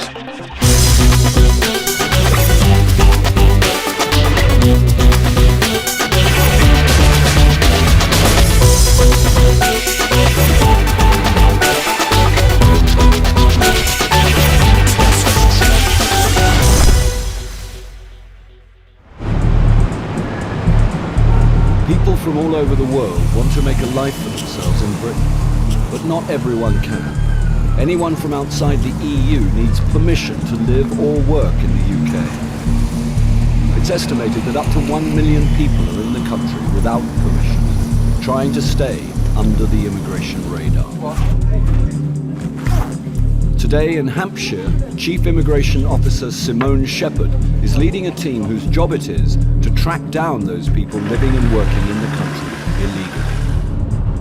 We're on our way up to Farnborough, going up to a nail bar where there is potentially some illegal workers. And the owner owns an address about 5 minutes from there where he allegedly houses them all. So we've got another team going to the house while we go to the nail bar. The team's tip-off is that it employs Vietnamese workers who are in the country illegally. The nail bar is in a shopping centre. I can see it, on the left-hand side. The officers must hit the employer's house at the same time, so no one has the chance to alert a friend or colleague.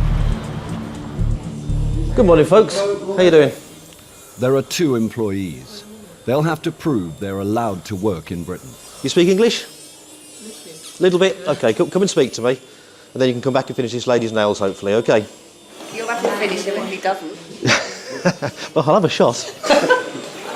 The owner of the nail bar is not at work. He applied for asylum back in 1999, but his case is caught up in red tape. Until it's decided, he can run a business, but could face a fine if he's employing illegal workers. Good morning, immigration. We're from UK Border Agency. He's not at his home address Immigration either, as well. but his girlfriend is, with their young child and their new baby the team didn't even know about. I looked at your case this morning before I came out, and there's nothing on the Home Office systems that say you've given birth to a baby, okay?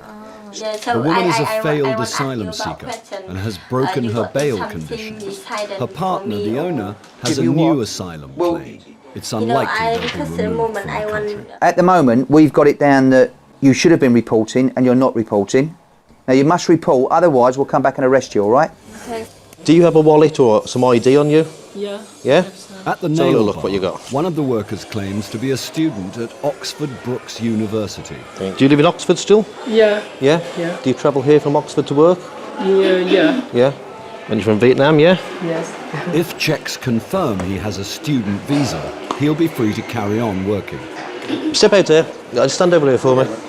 But he hasn't bargained on his do you speak any colleague English? immediately undermining his story. Do you have any ID? In house? Do you know the address? In London. Same address as him? He lived in Oxford. You said you lived in Farnborough.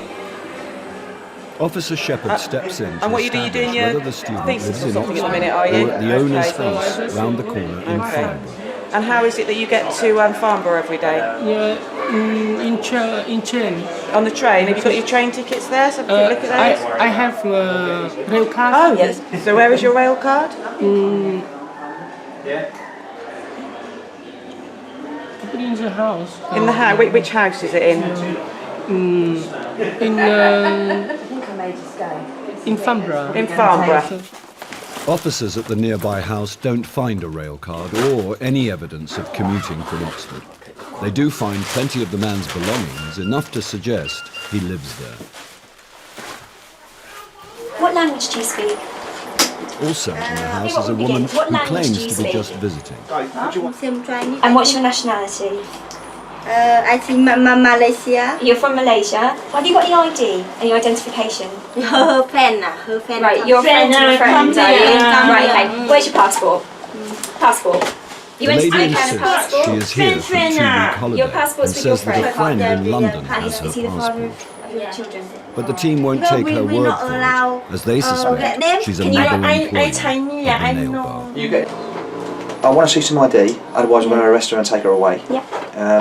And then we're going to look to remove her from UK. We'll just let her know that we're going to be searching the house from top to bottom. So I won't be too pleased if something turns up. Okay. At the nail bar, Officer O'Leary has found out the status of one of the 2 Vietnamese workers. It appears he made a claim for asylum which was refused in 2001, and since then he's made an application to remain as a spouse, and that was refused in 2002, and since 2002 to today's date no further contact with him. So do you know what's going to happen now? You understand some English, don't you? No. You've been here 8 years now, haven't you? 8 years. Okay. You need to come to the police station. Yes? So you're under arrest now. You, me, police station. Yeah? Yeah. Okay. Yeah. Okay, should we go? Yeah. Right. Come out. Yeah. The man is taken to a police station to be questioned, but is later released on bail conditions while the UK border agency try to get hold of his travel documents. Right.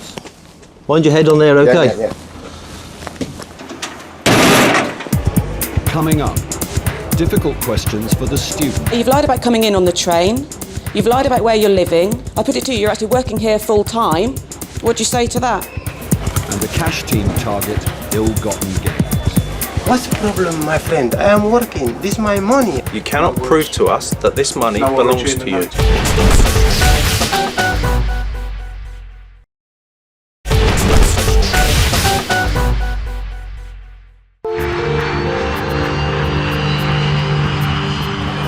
Thousands of people who arrive at Heathrow Airport every day no doubt expect to be checked by immigration and customs on their way into it. What they might not know is that the UK border agency keeps an eye on them as they are leaving the country as well. At Terminal 3, officers check passports to identify anyone who has stayed on in the country illegally. The cash team look out for money that shouldn't be leaving the country. Basically, we're looking for passengers that might be carrying large amounts of money, looking for large amounts of cash, over £1,000, questioning them, investigating why they're carrying it, what they're doing with it, and if any particular reason we find grounds for suspicion, we will detain the money. Yeah. Any passenger taking more than €10,000 out of the EU must declare it to customs. What we're doing today is we're looking for people that might be carrying money. How much do you have? Over £1,000. 1,000. And anyone basically, what's the story with him? But I was saying on camera. Must be able to prove the money is legitimate. This is from your salary, your savings? Right, okay, right. The team can seize cash they believe has bypassed the taxman or has been earned while working illegally in the UK. And they're on the lookout for criminals trying to smuggle out their proceeds of crime. The team get word that a passenger has been stopped after a routine search by security at departures. He was found to be carrying a large amount of cash. Officers Alan Skipworth and Mark Wright want to investigate as the man has not declared the money to customs. There's not long before his flight leaves. There's a gentleman been found by security, been brought round to the OB office with approximately £10,000. Says it comes from his earnings as he's a taxi driver in London. So we're just on our way to the office now to investigate. Hello sir, how you doing? You got some money with you? Yeah. You got some money with you? Okay. Got one of my officers coming down here now. Just going to take you into the back office here, have a chat about your money, have a look at what it looks like. Yeah, is that all right? Yeah. Okay. The Take your stuff in man, with a you, Dutch please. national Take your stuff working in with in you. Britain as a taxi driver, is planning to fly with his money to Eritrea. I'll help here.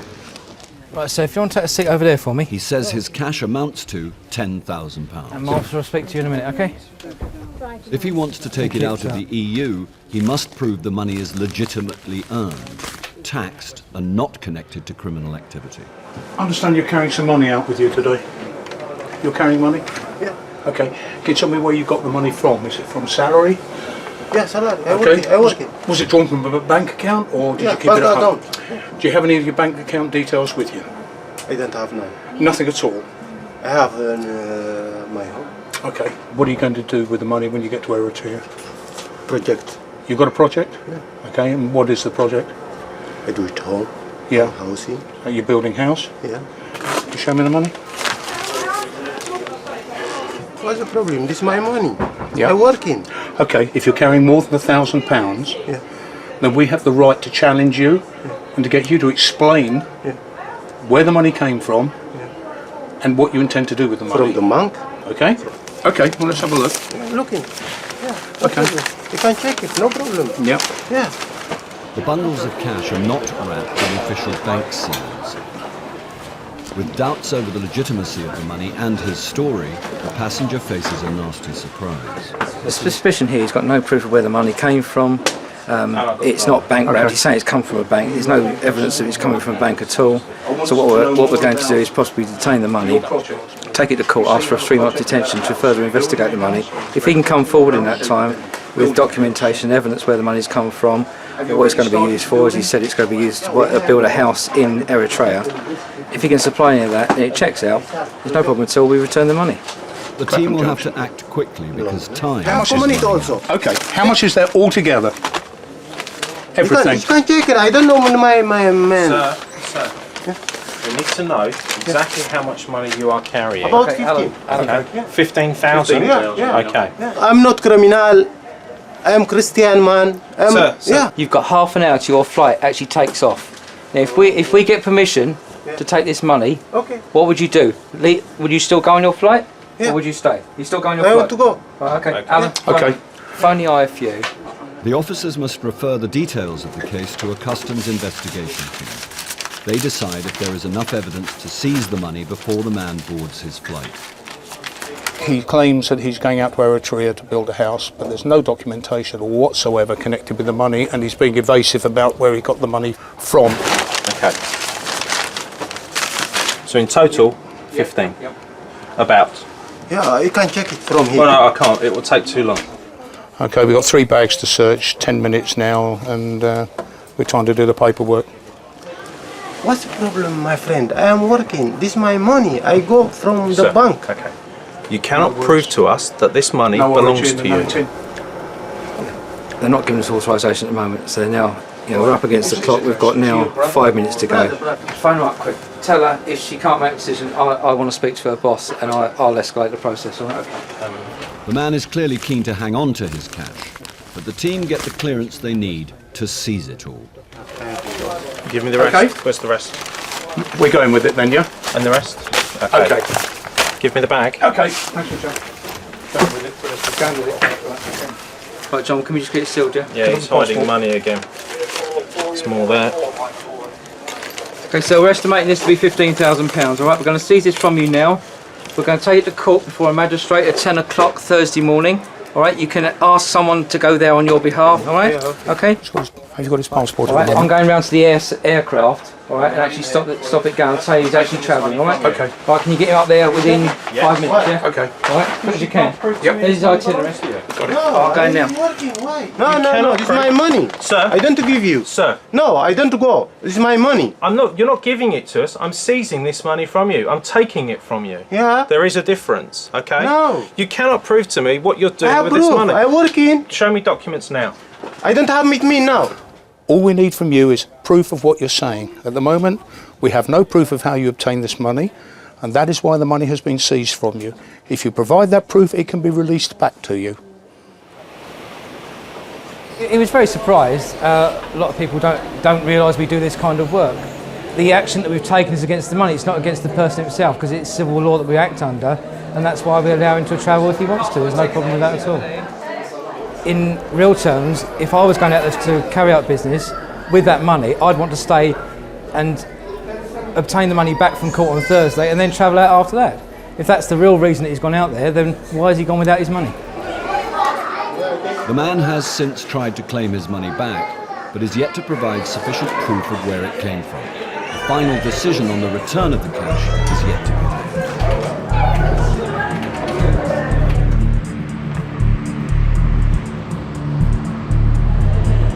The enforcement team in Farnborough are allowing the remaining nail bar worker to finish with his client. Home Office records back up his story. He has a valid visa to study at Oxford Brookes University. But Officer Shepherd wants to know why he lied about where he lives. his story isn't quite adding up at the moment, so I want to chat to him a little bit further.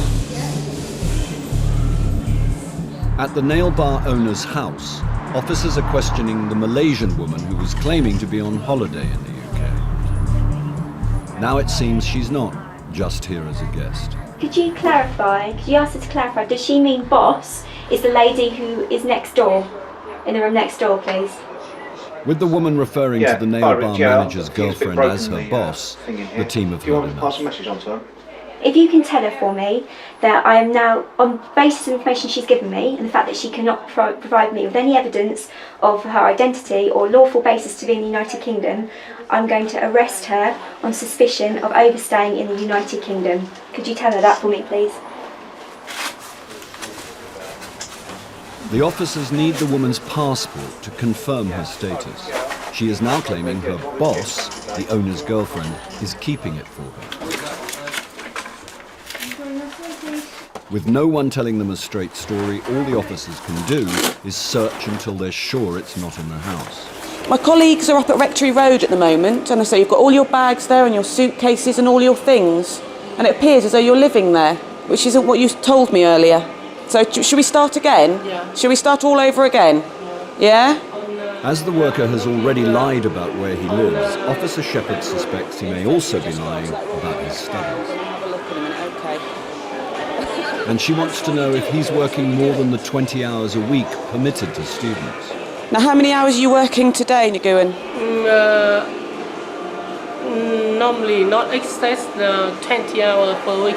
That wasn't my question, was it? How much do you get paid? Normally 90 per week. And have you got your pay slips on you? No.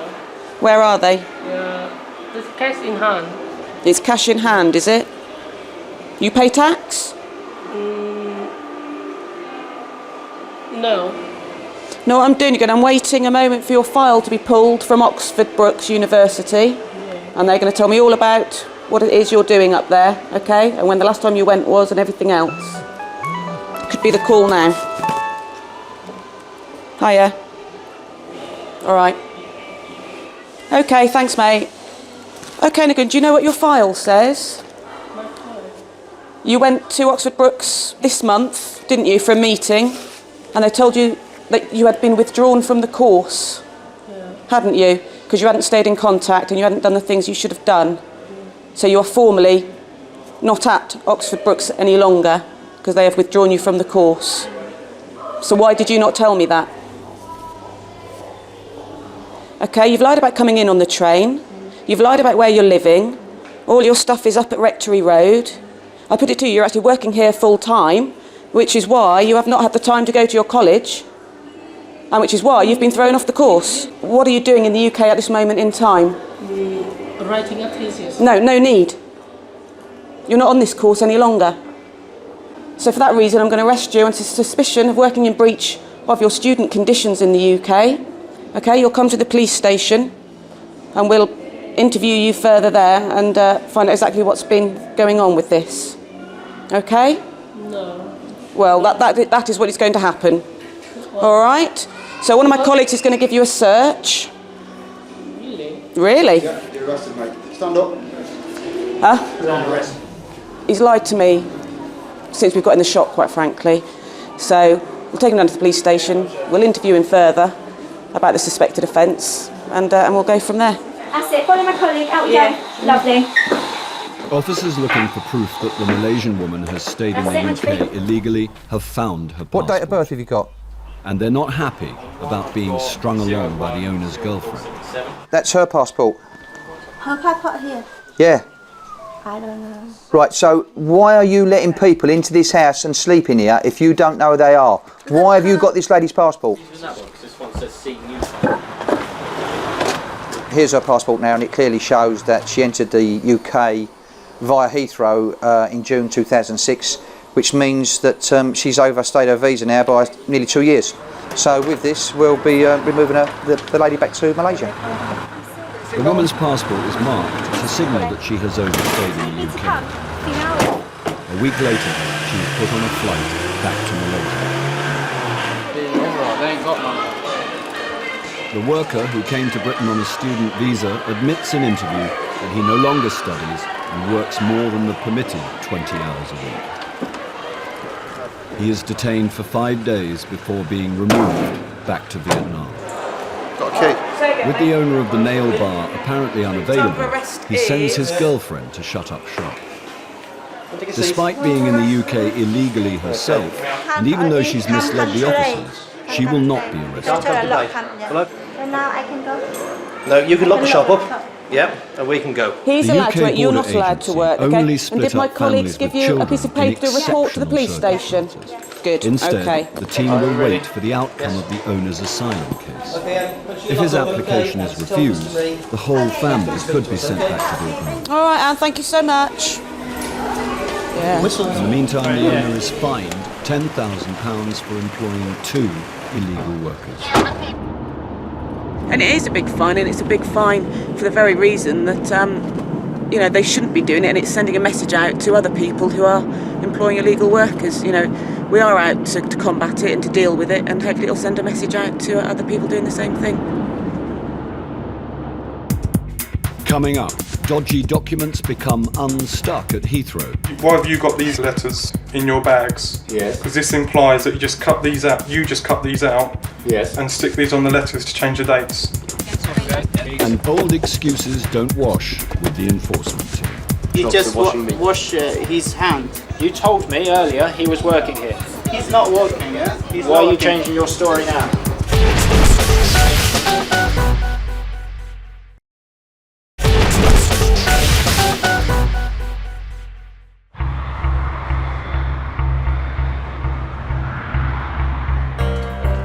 Passport control at Heathrow's Terminal 3. Here, immigration officers have only a few minutes to make sure each passenger has a genuine reason to enter the country.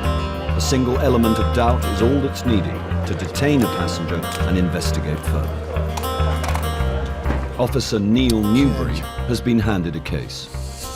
What we've got today is a South African national who's arrived for a 4-month holiday to visit a British friend.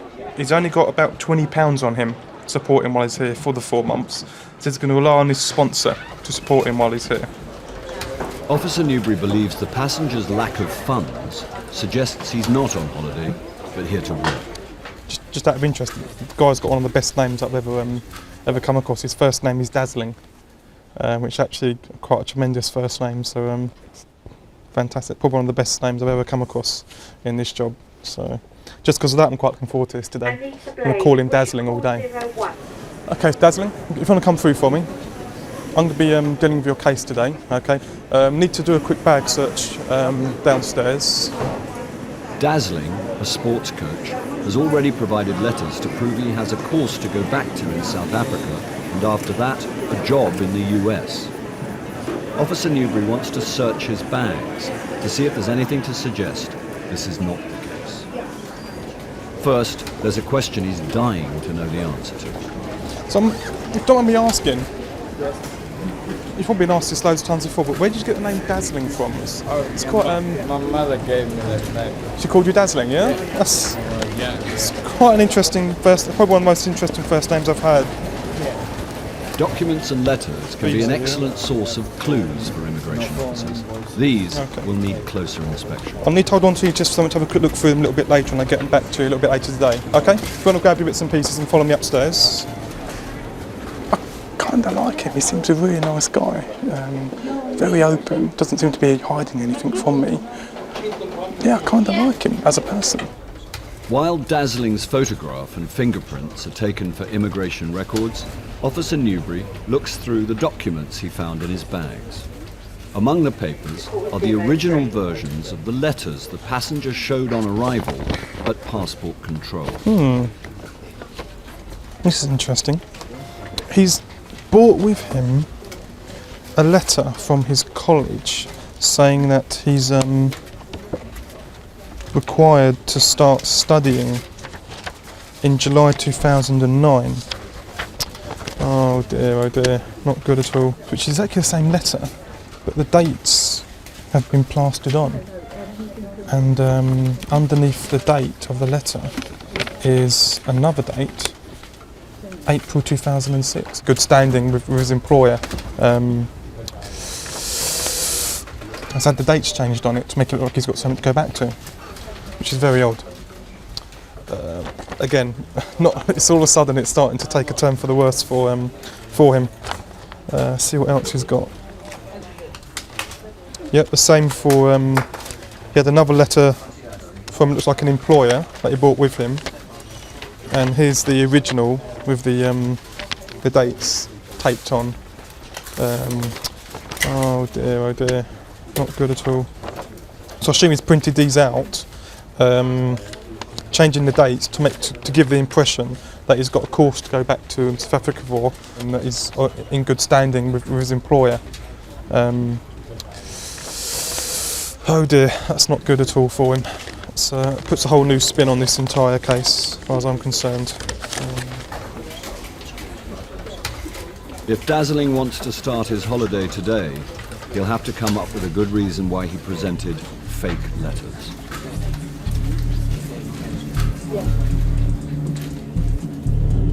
In Hampshire, Officer Simone Shepherd and her enforcement team have one more surprise visit to make before the day is over. Off we go. Yeah. They have intelligence that a pizza shop in Southampton is employing illegal workers. Officers make sure no one uses the roof as a way of escape. Yeah, all clear. Doesn't appear to be anybody at the back at the moment. At the back. In the shop, the manager and one employee are happy to admit they work there. Come through there, please. Shanky. But there's a third man in the kitchen, and the boss is quick to make excuses for him. Yeah, you just wash your hands. I know, but he needs to come out now. All right. The sink he's washing his hands in is full of meat, so the team want to know if he's entitled to work in the UK. The last 3 years, I lived in this country about 5 years. But when did you claim asylum? 2004. 2004. Okay, well, so hopefully we can check all this out, so bear with me. The man is from Afghanistan You were cleaning the and floor. claims to be legitimately in the UK as an asylum seeker. Yeah. The last 3 years. Have you got just a number?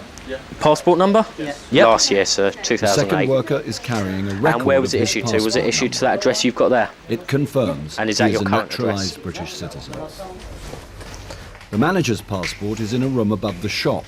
It has a valid visa which confirms he has indefinite leave to remain in the UK. Let's take you back downstairs. This is not the first time the team have visited shops on this street. Their presence doesn't go unnoticed, and a crowd. Well, you've got no access to the employment record. I mean, we've been here now probably about 4 times, and every time we've come, we've made an arrest in the block. And I don't think today's going to be any different. So. Just have a seat there for us. If the man with his hands in the sink is in the UK illegally, his employer could face a fine of up to £10,000. This might explain why the manager is sticking to his story. He was witnessed by an immigration officer washing meat. Wash his hand. He just No, there was meat in the sink as well. No. Why was he washing his hands then? You told me earlier he was working here. He's not working, yeah? Why are you changing your story now? A colleague of mine actually witnessed him washing meat in the kitchen area. The person who's been arrested. He's just. No, he's actually been seen washing meat. He's just washing your hand, that one. Okay, let me just The check team to make sure I've believe got the the right man is person a before I worker. do anything. Now, checks Mohammed reveal Ali his claim for Hamadi. asylum was refused. He should have left the country. Instead, he has managed to keep a low profile until now. I'm arresting you now as someone liable to be detained and removed from the UK. All your asylum's finished. We can now detain you to remove you from the United Kingdom.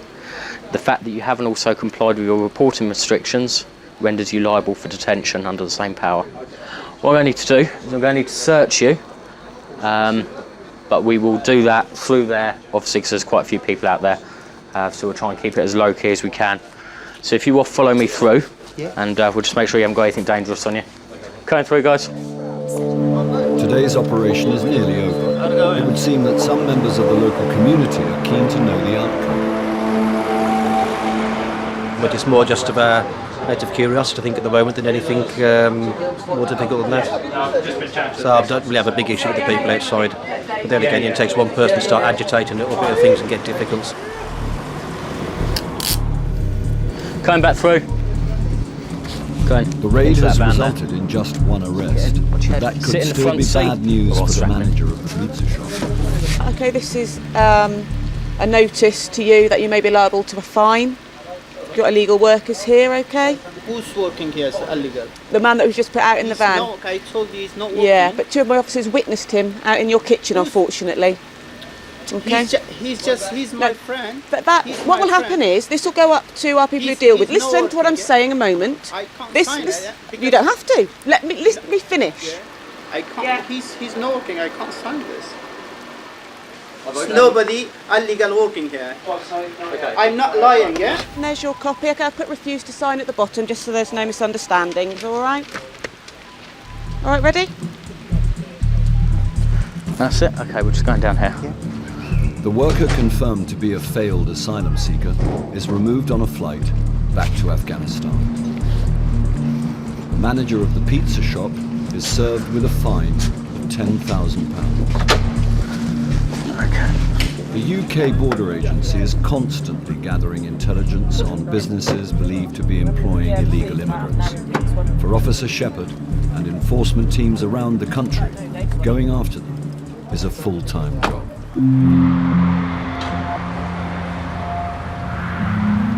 At Heathrow, Dazzling is waiting to find out if he can enter the UK to start a 4-month holiday. He presented fake documents to back up his claim that he intends to return to South Africa. Now it seems there might be more deception. Officer Newbury has received a call from someone inquiring about Dazzling. It's not the friend he says he's here to stay with, but a woman who's waiting for him in arrivals. He's your boyfriend. Dazzling's your boyfriend, yeah? And are you British, Jenya? Yeah? What was your nationality before you get a British passport? Russian, okay. And how long have you been in the UK? For 5 years, okay. Okay, thank you. Bye. Alright, that was Dazzling's girlfriend. Now, Dazzling's not even mentioned this girlfriend. She's told me that they're very much in love. So, yeah, that's not really helped his cause much at all, to be honest. I think he's probably looking to stay here, get a job, live with his girlfriend, perhaps get married. Because if she gets a British passport, he can then apply as her fiancée to stay in the UK. But, you know, he's lied to us right from the very start. It's time to get to the bottom of why Dazzling is coming to Britain. It would appear he has a clear conscience. He knows I've taken the documents from the bag. He knows what's in them. He must have some idea that I've found out what he's done to those documents. But at the moment he's just lying down in the holding room, having 40 winks by the looks of it. It looks quite comfortable in there. It seems really easygoing at the moment. I wonder how he's going to react when I start questioning about these bits and pieces found in his bag. It'd be interesting to see what his reaction's going to be, to be honest. But I'll have to wake him up and ask him some questions now. Dazzling?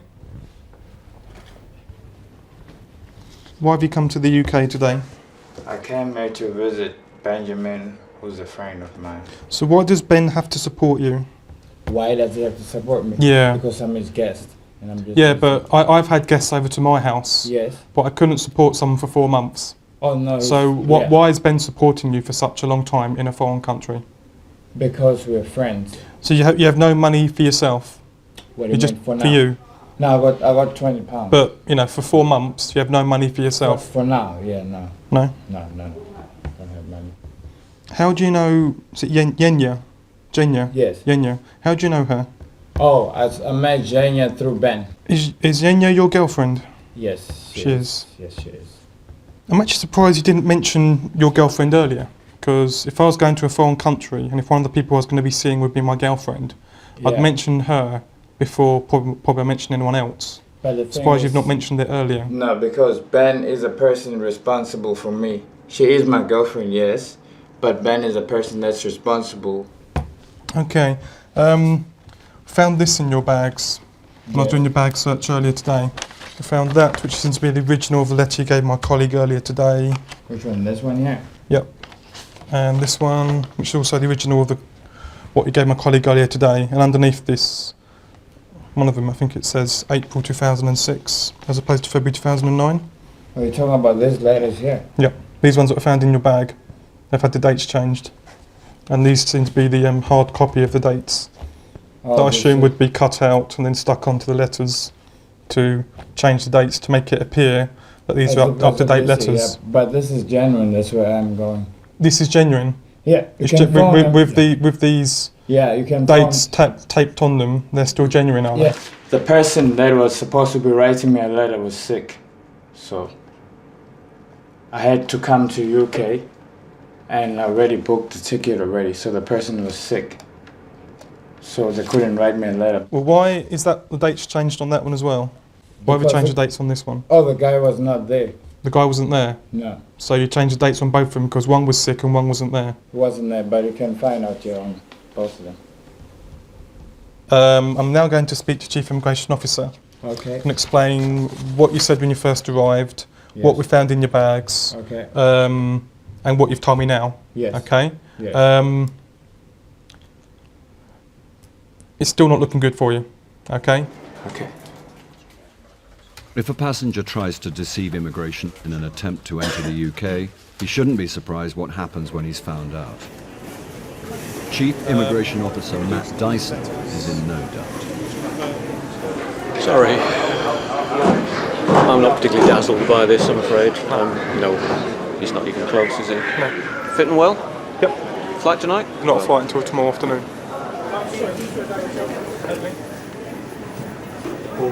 You provide documents for a reason.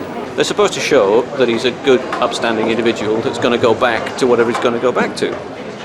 But to actually produce letters which clearly are false means he has no credibility whatsoever. You're going to be refused entry to the UK today and returned back to South Africa on the next available flight.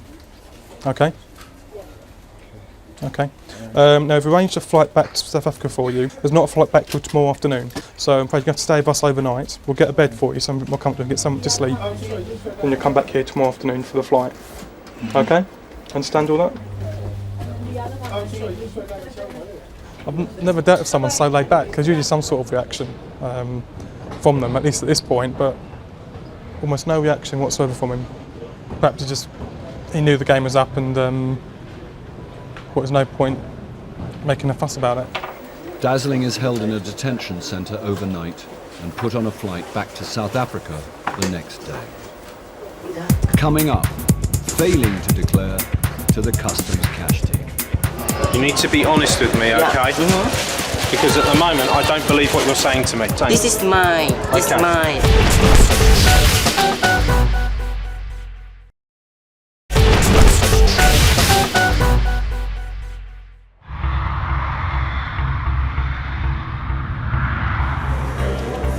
At Heathrow, the cash team are checking passengers at the departure gates. For your time.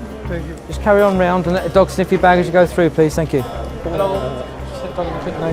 Anyone hoping to smuggle ill-gotten gains out of the EU has a last line of defence to get past. That's great. Thank you very much. Helping the team to sniff out large quantities of money is the cash dog, trained to recognise the scent of bundles of banknotes. Hello, sir. How are you doing? Well, thank you. Passengers carrying more than 10,000 euros must declare the money to customs. The dog shows an interest in a bag belonging to a Thai woman travelling back to Bangkok. The woman's changing story also arouses suspicion. Well, she led me to leave pounds, and then she said bar, and then she went back to pounds. So she said just £10,000, and I said, oh, only 10,000? So it's gone up to 15. Hi, can I see your passport? Yeah. Okay, so you're travelling back to Thailand? Yes. Okay. Have you been here on holiday? Yes, on holiday. For 2 months? For 2 months. Okay. And I understand from the dog handler you have some money? Yes, I carry money. How much have you got? Maybe almost 15,000 pounds. Pounds? Yeah. When you came to the UK, how much money did you bring with you? Almost 40. 40,000 pounds? Almost, okay. yes. When you came into the UK 2 months ago, Yeah. did you declare your money to customs? Yes. To customs? Yes, to customs. Do you have the form? I don't have a form, any form. When you declare money to customs, I not declare money. you did not declare? Did not declare. Okay. I mean, why it's did just I always... why did you not declare the money to customs? I don't know because I didn't know the rule. Where is the money now? Is it in this bag? Okay. Can you show me what you have? Okay. The reason you are being questioned is because you have a lot of money. Not a lot. It's not a lot. I'm telling you, it is a lot of money. It is a lot of money. Yeah. Okay. Under the law in the UK, if you are carrying £1,000 or more, police and customs can ask questions as to why you're carrying the money. That is why I am questioning you. Okay. So how much is here? It's about 3,000.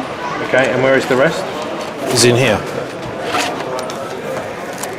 And how much is here? This is 6,000. £6,000? Yes. £3,000? Yeah. So that is 9. Yeah. Do you have more? I think here. Okay, now leave it there. Okay. Leave it there. We'll do it all together. Okay. Well, you check too much now.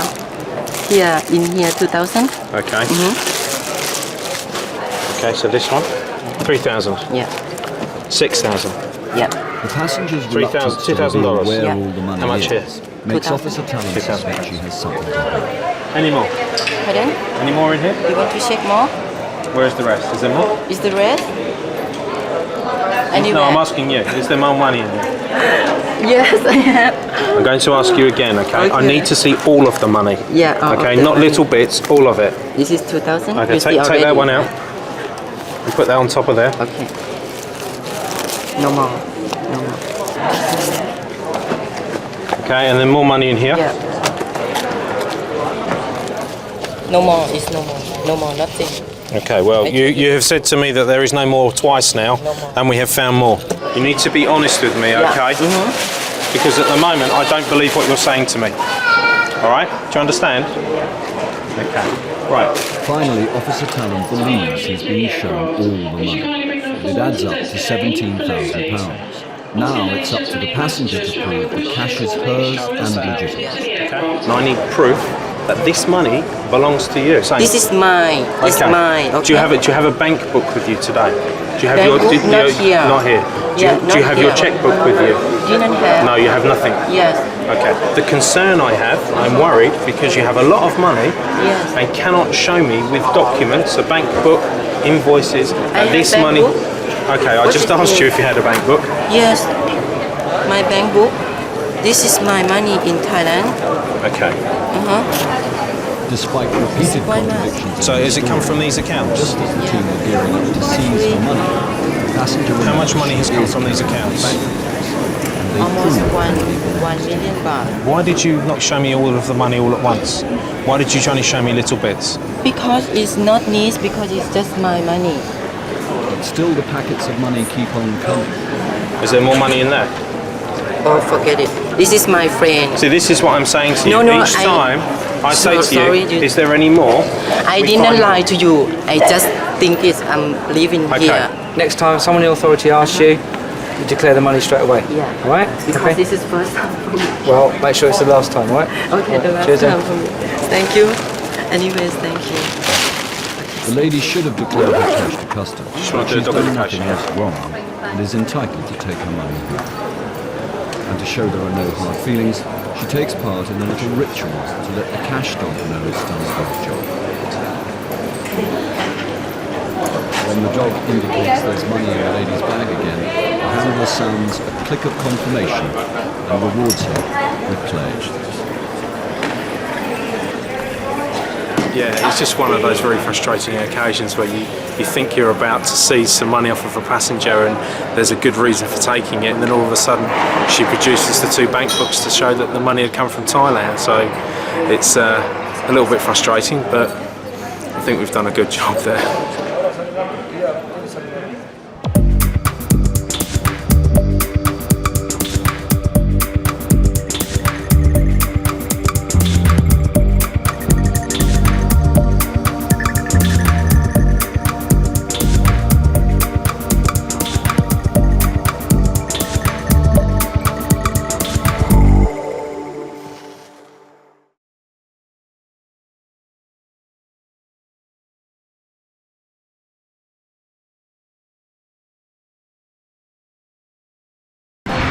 25,000 men and women work for the UK Border Agency.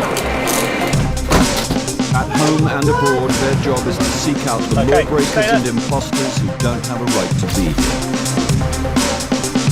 They are the UK Border Force. On tonight's show, searching the valleys of Wales for immigration offenders. We've got a warrant to enter the premises. Do you come out, please? The family business, where everyone seems to be illegal. He's her husband. They're husband and wife, are they? How did she enter the UK? Gangmaster. And freak weather brings a passenger who creates a storm. I want you to be on your best behaviour.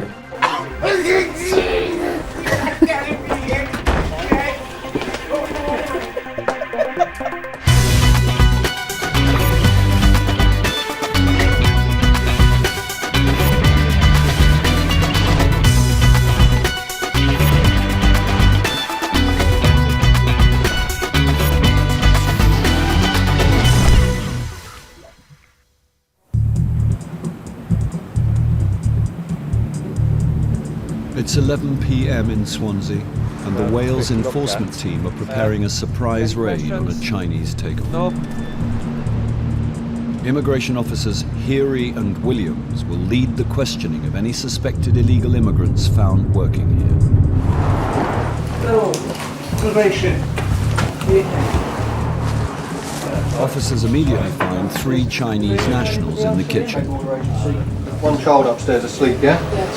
Okay, we're going to go up It is and have a look, reported okay? that the UK is the #1 destination in Europe for asylum seekers from China. Your child is in here? Just the child, or? Child and one lady. Hello, immigration. Do you speak English? No. Do you have passport? A 4th person is found in a bedroom. What does she need? Officer Williams takes over. Tell her not to worry. Does she want to sit down for a minute? You sit down. I need something for this lady, some identification, some papers or her passport or something. She doesn't have anything, okay. Is this your baby? Yeah, my baby. Okay, is she okay there sleeping? Okay. If we go downstairs, we'll talk away from the baby, okay? So if you ask the lady if she'll come down with us downstairs. 4 people and a baby have been found at the takeaway. Home Office records show this woman is a failed asylum seeker from China who came to Britain in 2004. She disappeared when her application to stay was refused. Now she's pregnant, has a child, and runs a business that is suspected of employing other illegal immigrants. One of the men found in the kitchen admits he entered the UK illegally. Since he came in 2000, has he made any applications to the Home Office? 没有，没有做过任何申请。No, he's scared. Did he provide any documents to the lady to say that he had permission to work in this country? 他说你来打工的时候有没有给老板看？就是你有。He's her husband. They're husband and wife, are they? Yeah. 是吧？Yeah. I believe it's husband and wife. These two. Yes. Can you establish who the boss is? Since he's married to the owner and they have a child together, this case becomes a little more complicated. There is the matter now that he's got a child in the UK as well. But that, doesn't take away the fact that he has come into the country illegally. The UK Border Agency try to avoid splitting up families, so it's unlikely that he'll be arrested tonight. Questioning now moves on to another man. He's told Officer Heary that he's 18 and works in the kitchen. How long has he worked here? 你在这上班多久了？ 1个月。1 month. 没有啊。没有钱哈。Don't get paid. Doesn't get paid. 没有，但是我是他表弟了。This is her cousin. Cousin. Yeah. How did he actually come into the country? 那你来的时候是怎么来的？坐飞机、坐船还是怎么着？I didn't know somebody. Basically brought him in. He came in with somebody. He was brought in. Yeah, by somebody. yeah. Does he want to go back to China? 他问你想不想回到中国去呢 ？No. He says that he was brought in by an agent, probably somebody who's paid several £1,000s to bring him in. He says he flew into the country, into the airport, travelled with the agent and walked through immigration control. Can you explain to the gentleman then, I'm now going to arrest him on suspicion of illegal entry, okay? If you can just explain that to him. 不是，你就待在警察局了，他们明天会到警察局来见你，跟你谈话。 You go upstairs with him now, yeah? 你现在就跟他一块去吧。 Officers search for proof of identity and find a copy of a national insurance card. Was that his bag there? 住在这边的，有的东西也有钱，以前住在这边的。Okay, so some of the stuff here is belongs to a private person. The documents are not his. The team often find ID from other people as many work for short periods before moving on. Once they're detected, they either get removed or placed in detention, and then what you'll find is this place will then be reoccupied by somebody else doing exactly the same thing. So far, a failed asylum seeker from China has been found employing her partner and cousin. But there's still the matter of the woman found upstairs. Tell her not to worry. Tell her don't worry. The officers will have to find out who she is and why she's here. Coming up, an exotic seizure for the customs team. So you've got grasshoppers. Fun and games. And delays at Heathrow, as a case proves too difficult to decide. What do you think? And that's to be quite honest, I don't know.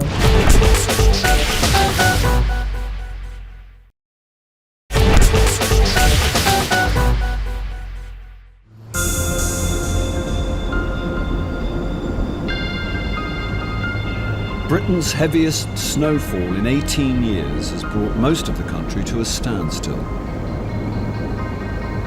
Many of the country's airports bore the brunt of the disruption. Both runways were closed at Heathrow, but BAA has now managed to open the southern runway with limited flights. Heathrow has one runway open, and a passenger destined for Dublin has been forced to land here. He's a man from Antigua who had planned to come to London anyway, but his luck has just run out. He was stopped by immigration after his name was flagged up on the Home Office database. Well, his flight's been moved because of the snow. To here, he's like diverted, I'm afraid. So he's kind of blundered into us, I'm afraid. Problem with him is he's previous overstayer, served with the form 151A as an illegal in 2007. He's coming here to visit his girlfriend. He's quite chipper. He seems, fairly happy at the moment. Handling this case is Immigration Officer Alison Charles. Mr. Michael. Yes. Hi. Hello. Hi. How are you doing? I'm fine. And you are? My name is Miss Charles. Hi, Michelle. Mrs. Charles. Mrs. Charles. Hi, Mrs. Charles. I'm Stuart. Now, Miss Charles. Gentlemen, I'm taking my bag. Yeah, that's fine. Fine? They do know. Okay. Now, Miss Charles, I got a question for you. Okay. What work If the man has I overstayed set up food and before, beverage manager Officer Charles as has to well, decide as if I've he's got likely shares to in do a so company in again. Antigua. Okay. And the next thing you knew, she was off with my passport and saying that she was detaining me. He's a character, all right? I have never overstayed. Okay. Never got into any problem. So you got to understand when I'm having a laugh and having a joke. But you're really serious to find out why he's been stopped. Yeah. Relevant. Officer Charles has to try and work out who is right, the Home Office computer or the Antiguan. To be precise. She starts with a phone call to his girlfriend. When was the last time he was in the UK? Yeah. Was that April 2007? Can you remember when he arrived? So that's well over 6 months, isn't it? I didn't buy. In July 2006, he arrived in the UK. He requested for an extension after 6 months. This was refused.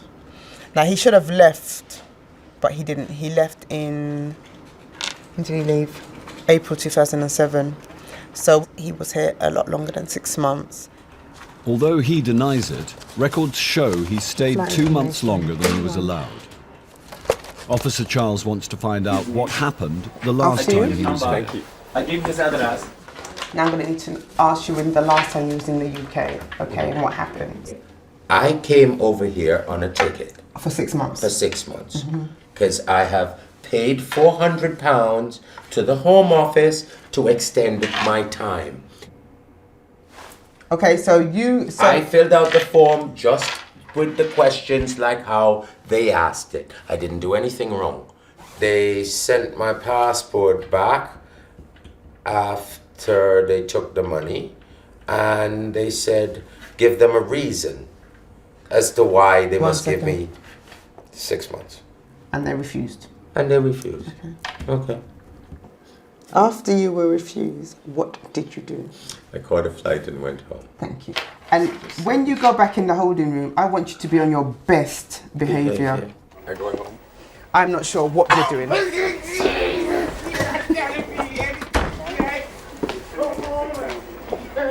5 minutes. Give me 5-10 minutes, okay? Calm down, okay? Okay. Although he broke the rules on his last trip, Officer Charles believes he won't do it again. I do believe that he will go back. If he didn't overstay, that would be the only thing at the moment that's against him. But I'm going to have to refer the case to the Chief Immigration Officer and see what he's got to say. Mr. Dyson? He wants 2 months. 2 months. Until the end of March to visit his girlfriend. And I'm happy to land him, actually. Okay. He's got issues to overcome, which are the fact that he was previously an overstayer. He previously had an intention to stay longer than he'd said on arrival. Yeah. And now he's here again on arrival, on a visit. So he has to show us that, unlike last time, he isn't going to stay again. The chief isn't content with the Antiguan's form as an overstayer. And there's something else he wants to know. The Antiguan's planned route into London was via Dublin. Was this a ruse to avoid scrutiny from the immigration team? The Antiguan will have to face more questions before a decision is made.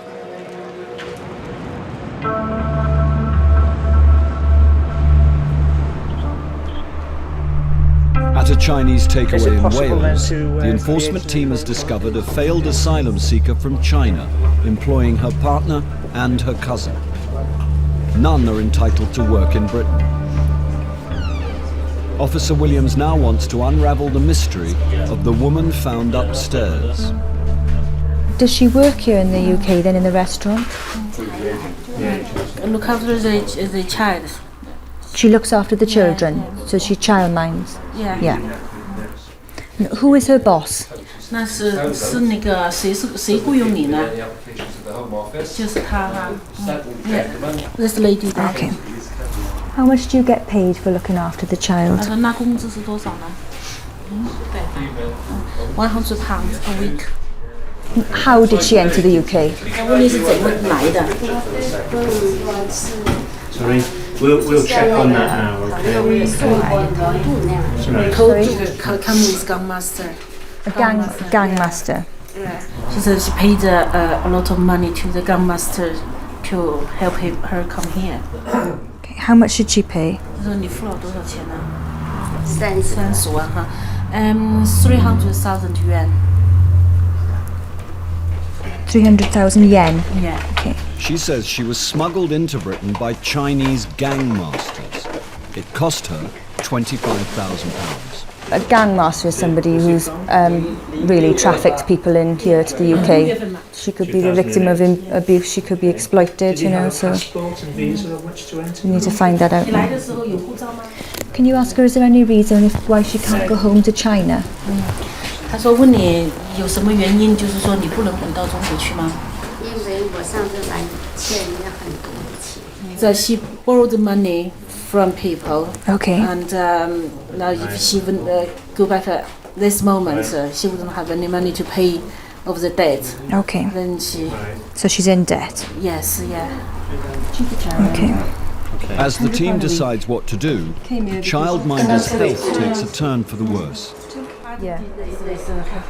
She has a heart problem. Yeah, heart problem. Okay. Tell her don't worry, she's not in any trouble. She's worried because she hasn't seen anybody like us before, so she's certainly very worried about what's going to happen next. If she'd like to come upstairs, she can get her medicine. Go ahead. This is her medication she's given to me. That's the medicine for her heart problem. But at the moment I can't allow her to take anything, okay? The childminder is in breach of immigration law, but concerns for her health come before any arrest. This lady's potentially ill. She says she hasn't been seen by a GP and we don't want to take her in the car, and she may have a heart attack or something, you know. We don't want to put her at risk at all. But we have to maintain the UK laws as well. Based on what she told me downstairs, that she came into the UK with no passport, then that means that she entered the UK illegally. So I'm now going to arrest her on suspicion of illegal entry into the UK. Okay. 他说那么也是一样的，他也得就是说拘留你。 Tell her she doesn't have to say anything, but it may harm her defence if she does not mention when questioned something she later relies on in court. Anything she does say may be given in evidence. 他就是说你也是就是说可以保持沉默的。 Okay, now sit down. You sit down a moment. She said that she's going to get her clothes. Okay. No, if you tell her to sit down, and we're not going anywhere for a moment. My colleague and I will have a look in the room to see if we can find any identification documents for her. Okay. 那你刚才是说那个你的包在那里是吗？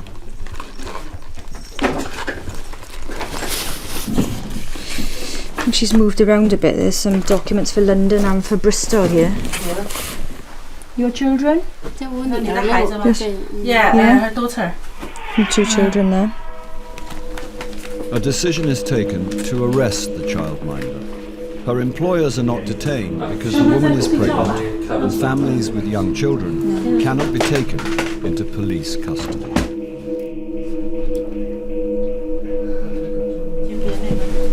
Okay. Does she need a glass of water or 你要不 something? 要喝点水啊之类的？ No. Okay. The childminder is taken to a local police station for further questioning, along with the cousin of the owner who was found working in the kitchen. Watch your head. Although she's escaped arrest tonight, the owner could still face a fine of up to £40,000, £10,000 for every illegal worker.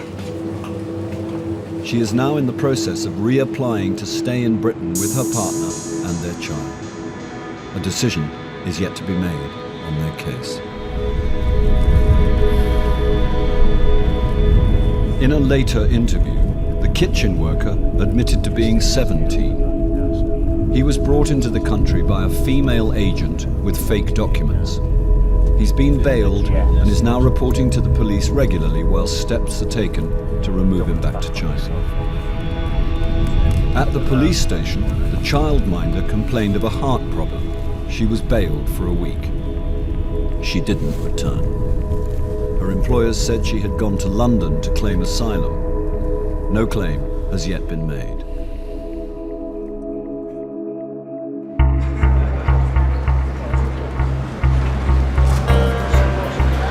Passengers that arrive at Heathrow have their details checked by 2 border agency units, immigration and customs. 5 to 9 now. Passengers from countries outside the EU have an extra check from a specialist customs team. Anything in here you shouldn't have? This is cooked beef.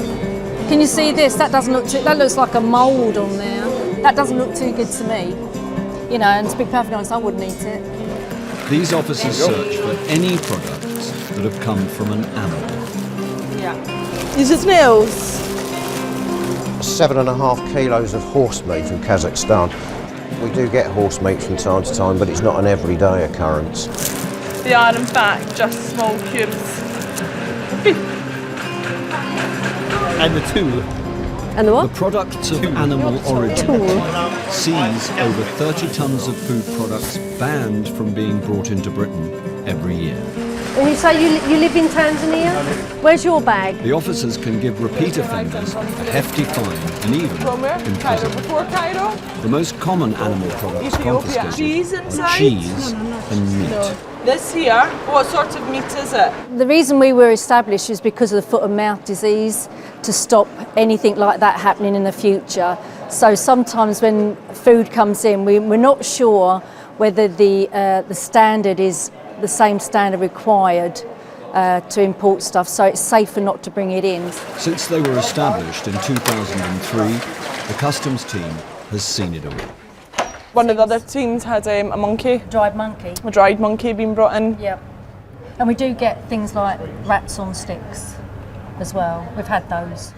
This was found off one of our Chinese flights.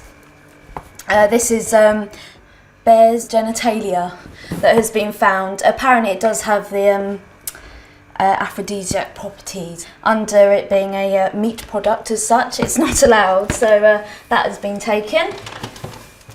This is a chameleon. It absolutely reeks. Caterpillars are a favourite. And we have bird spit, bird's nest, which is bird spit. That's not allowed. You never know what you're going to come across. Yeah. In a bag, you'll always find something different, probably every day. As the green channel fills with new arrivals, Officer Harris spots a passenger with some suspicious pink bags. When she catches up with him, a passenger from Uganda confirms he's carrying a local delicacy, grasshoppers. So you've got grasshoppers. Anything else? You say your grasshoppers are cooked? Yeah. They are fried. They're already fried. Just keep them like Oh, here we go. Here we go, look. All over the place. Ah.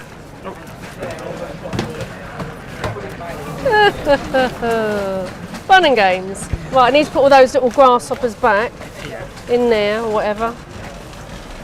They're quite a delicacy, I believe. Is that right, sir? Yeah, they are. They are a delicacy, yeah.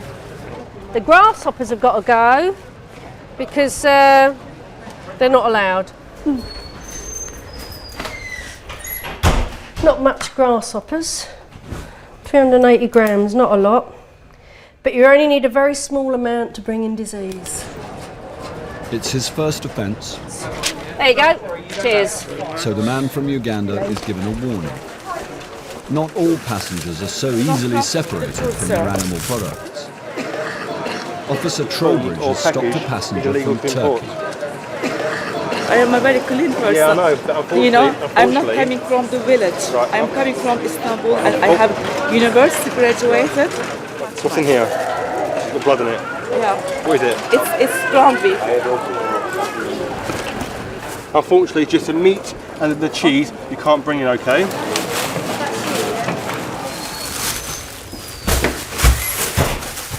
And this is just basically mince.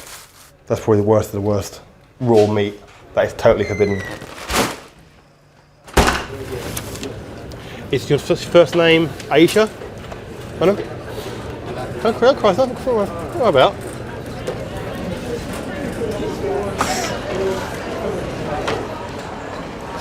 I have a son. Yes. And only one son, and he came to Brighton. Right. 6-7 months ago. It was December. Okay. And after December, first time I'm gonna see him now. He's in Sussex.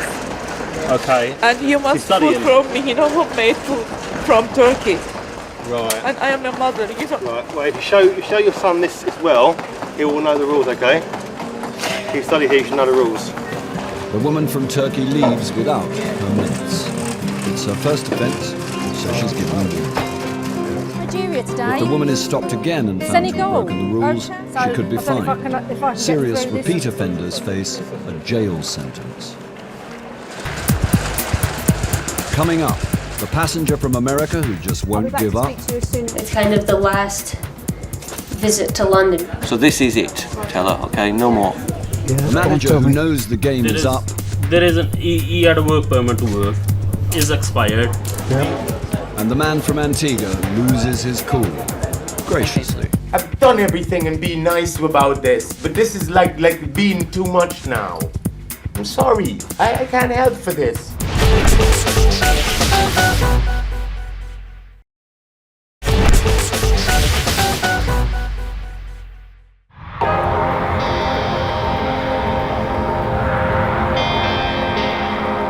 Still held at immigration control is the man from Antigua. Chief Dyson isn't impressed with his record as an overstayer, wants to know more about his route into London via Dublin. Okay, what's going to happen is I have referred your case. I see this, I come here on vacation and I'm being, you know... Victimised? Anything you want to use, any word you want to Well, that's use. what I'm saying. I mean, But we're the not Antiguan still victimising you. We just denies need he to- overstayed last time, time. despite Home Office evidence saying otherwise. Okay. I come here very often, I leave on time, I never overstay. But stop. No, I never. Stop now. You have overstayed. No, I haven't. Not Yes, when I paid. 1 second. I paid One second. the No, Home no, Office. no. You have. They're the one that held no. on to my Hold passport, on. not The thing me. about it is, you have overstayed. No, I haven't. Yes, you have. Where? When you came in 2006, you overstayed. How? I didn't do nothing wrong. All I did was paid my money just like you all asked me to do and asked us to stay for an extension time. And that was legally. I didn't try to overstay. Sorry, ma'am.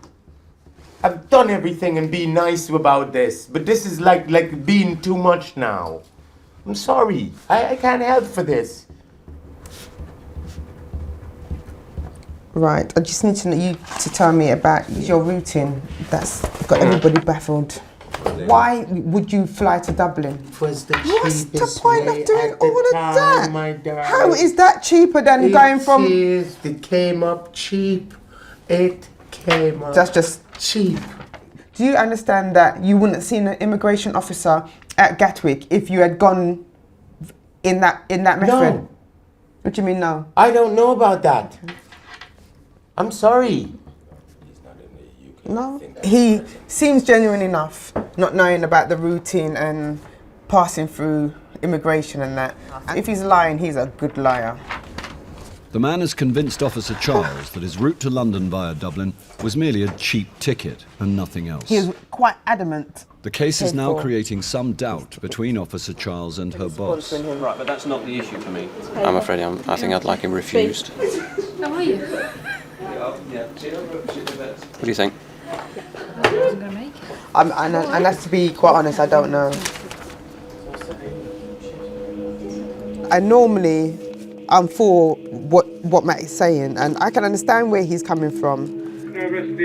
But it just doesn't sit well with me at the moment. It doesn't. I mean, he's given me the reasons why, and I can understand his reasons why. It doesn't mean I have to be happy about it. But I can't be sort of like 100% sure that I'm making the right decision.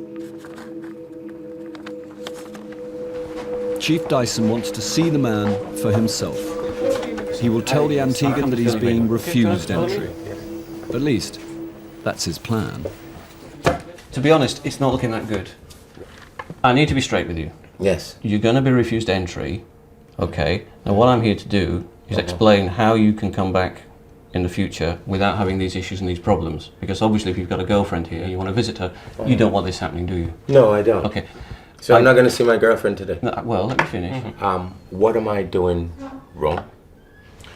Or what can I do to make it better?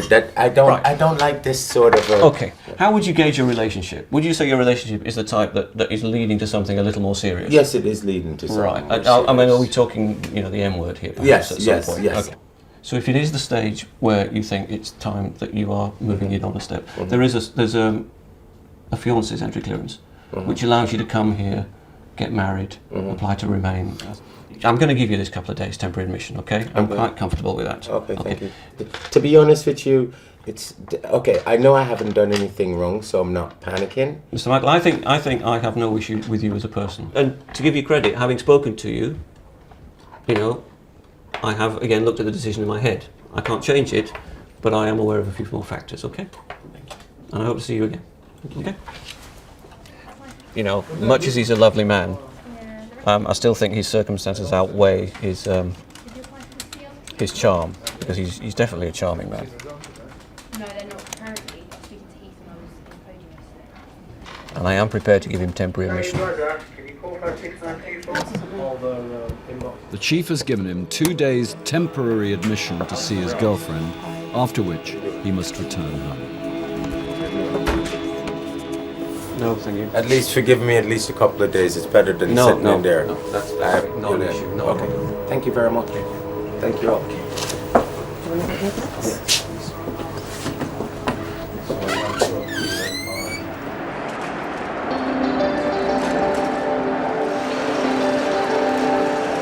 Two days later, he came back, armed with more paperwork, stating business reasons to keep to his original return date. Right now, we're just short of that right now. A lot of the things he'd supplied did go quite some way to filling in the gaps that we had. So on balance of probabilities, I decided that now I was willing to overturn my own decision and allow him entry. He was landed. It was 400 quid from right Anyone here. visiting the UK with a record as an overstayer faces an uphill battle proving their credibility. Taking it in from... But this man's perseverance paid off, and he was granted entry to the UK for his full holiday. Good luck, okay? Alrighty.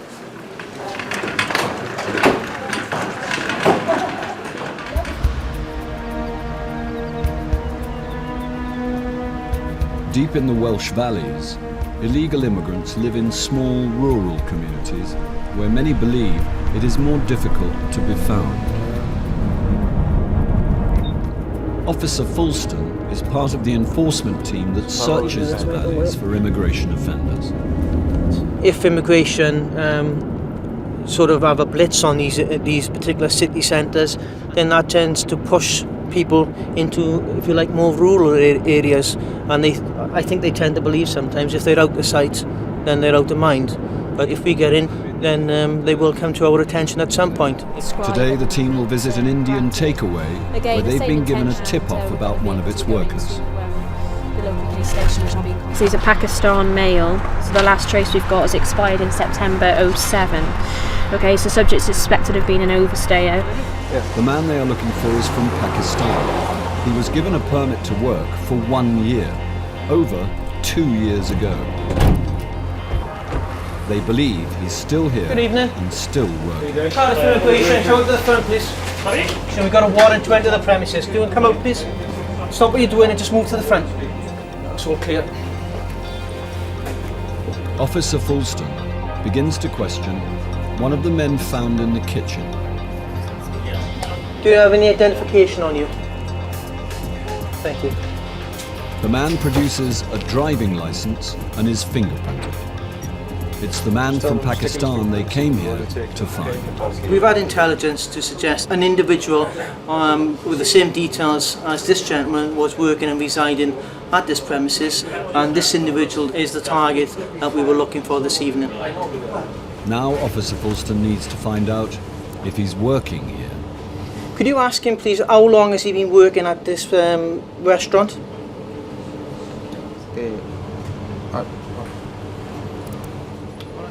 So he's saying he's not working here then, no? Okay. Anybody see him working when we came in? He denies working. Perhaps the owner can help. Let's just get a few details. The other gentleman, he's working for you also? Yeah, he's on a work permit. You have a copy of that somewhere? He must have somewhere. Where does he live? He live upstairs. Okay, do you know his name? Yeah, Go on, share it with me. Tell me the secret. Rashid Ali. Secret is. Yes, right, go on, tell me. There is he had a work permit to work. Yes, I'm Right. listening. But there's a yeah, but coming. Yeah, is expired. When did it expire, his work permit? Last year, I think. So why is he still here, Mr. Ali? He's just working, and Does he have a we can't get passport? no other- Sorry, yeah. Sorry. Does he have a passport also? Yeah, he got a passport. It's upstairs, is it? I don't know. The boss realises there's no point in lying And you've had this and admits premises his worker since- is illegal. 19. But he could face a fine of up to £10,000. Yeah. 88. Hello there, could you just inform this gentleman that on the basis of the information available to me at the moment, I believe him to be an overstayer in the United Kingdom and therefore he is under arrest on suspicion of being an overstayer, okay? Just to explain, this person's only been with us since the station. Did you understand that? Up we go then. The next step is to find his passport. Passport definitely not you? Now that he's been arrested on suspicion of being an overstayer, that gives us the power to search for his accommodation as well. And basically, what we're looking for is passports. If they find it, removing him from the country will be a lot easier.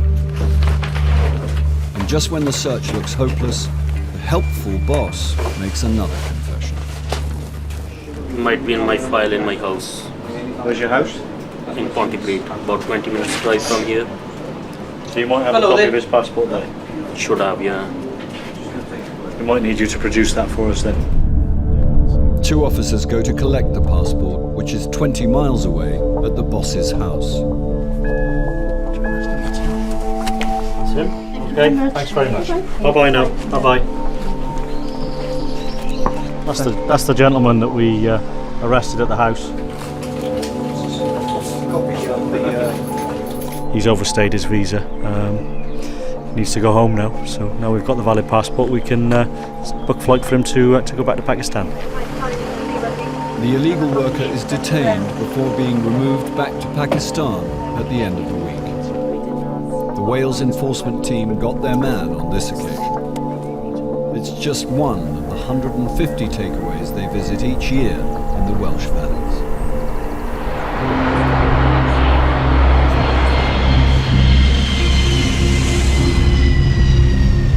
At Terminal 3, a woman from California has been stopped at passport control. She used to live in Britain as a student, but since then has been refused entry on 2 previous occasions. Her most recent refusal was a month ago when she arrived for a job but had no work permit. Clearly she's been refused entry to the UK twice. Most people don't ever get refused entry to a country, so for that to have happened to her in the space of 5 months is quite a significant dent on her immigration history. Immigration officer Lisa Lee starts with a search of her documents. It appears she has letters from hotels where she worked previously. CV here, there's a couple of copies, 4 copies on quite thick cards, so it's not just copies that have been done just to carry. It appears that these would be given out. There's a postcard here. This appears to be a friend, and it actually says the idea of leaving home now when so much is happening in the US of A must seem very hard. So are we talking the recent presidential inauguration, or are we talking in her personal life? That we'll need to establish, but it appears to be everything that you would not expect anyone to bring on holiday with them. It casts into doubt somebody's intentions when they travel with CVs and everything else. Is it because there is some other intention in her coming back to the UK? That's only something we can find out after we speak to her. Would you like to follow me? Okay. So what's the purpose of your visit to the UK today? To visit friends and finish packing up what I couldn't pack up in December. Why have you brought CVs with you on holiday? Those were just in there. Okay, you were granted temporary admission when you were refused entry last time. How many days was that for? I think it was 2 days or 3 days. And was 3 days not sufficient time to conclude your affairs here? To pack up my flat, no. And the friend has mentioned that there's a lot going on in the USA at the moment. What does she mean by that? My mom was in the hospital, and the day before she came home, my stepfather moved out. Could you not have deferred the trip? I could have, but she wanted me to go and see my friends in London, in the country, and tie up everything here. Although she was refused entry last time, She did get 3 days to pick up leftover belongings from her time here as a student. But now she's back with the same reason as before. It's perfectly plausible that she needs to come back and end her affairs here. However, that's why she was granted temporary admission last time. But we have to base it on probability here, and is she likely to become an immigration offender? She's been refused entry twice before, but could it be third time lucky for the woman from California? This is frustrating.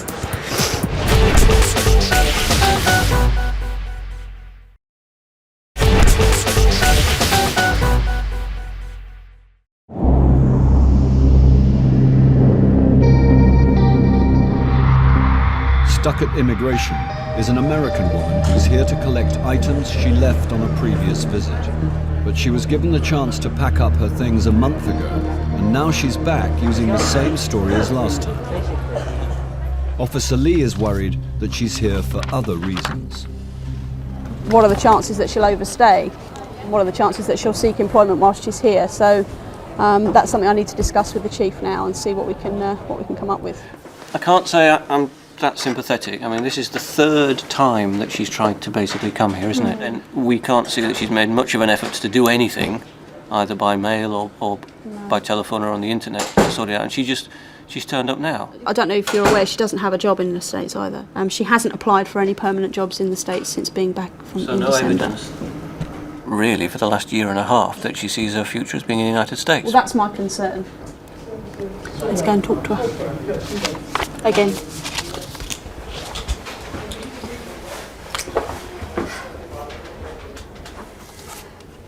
You see, the difficulty I've got is that you were given time, albeit 3 days, to pack up your belongings and arrange for everything to be done last time, and now you're seeking entry again. I did, for those 3 days, I did the most I could do in 3 days. The primary purpose, you say, is in seeking entry as a visitor is to conclude your affairs in London. That's 1 day, and I just happened to... Okay, so it's only going to take 1 day to pack up? I'm not sure. I don't remember everything I have at my flat, and it depends on my landlord when they can do the final walkthrough. But the main reason for me coming is to see friends that I know will never travel to the States. It's kind of the last visit to London, because I know once I start working full-time, I won't travel. I think it's just made things worse, really. She's now saying that were she not to have any belongings here, she would still have come just to see friends, as it's the last opportunity to travel before she gets a permanent job. So I don't think anything she's told me is going to make any difference, really. She says it's only going to take her 1 day to actually pack up the things that she has left, and the rest of the time she wants to come and see friends who she knows will never travel to the US. Can you trust her to go out for 1 day? She can go back Saturday morning. Okay? Right. So that gives her one whole day. And this is last chance saloon, because we've done this before, so this is it. Right. Tell her, okay? No more. Okay, there's some bad news and there's some good news. The bad news is you are being refused entry to the UK. We are granting you temporary admission again, as we did last time. Because you complied before, we're prepared to give you till Saturday morning. So you get tomorrow to go to your flat. Tomorrow I won't really have time to finish. Let me just explain something to you. The fact we're giving you temporary admission this time is extremely... You're very lucky to be granted that, all right? The woman is given 1 day to collect her things, after which she must return to America. For the third time, the American woman has the word refused stamped into her passport. This is frustrating. Because you do everything above the board, and I know at school there were tons of people who didn't do things above the board, and they're still here.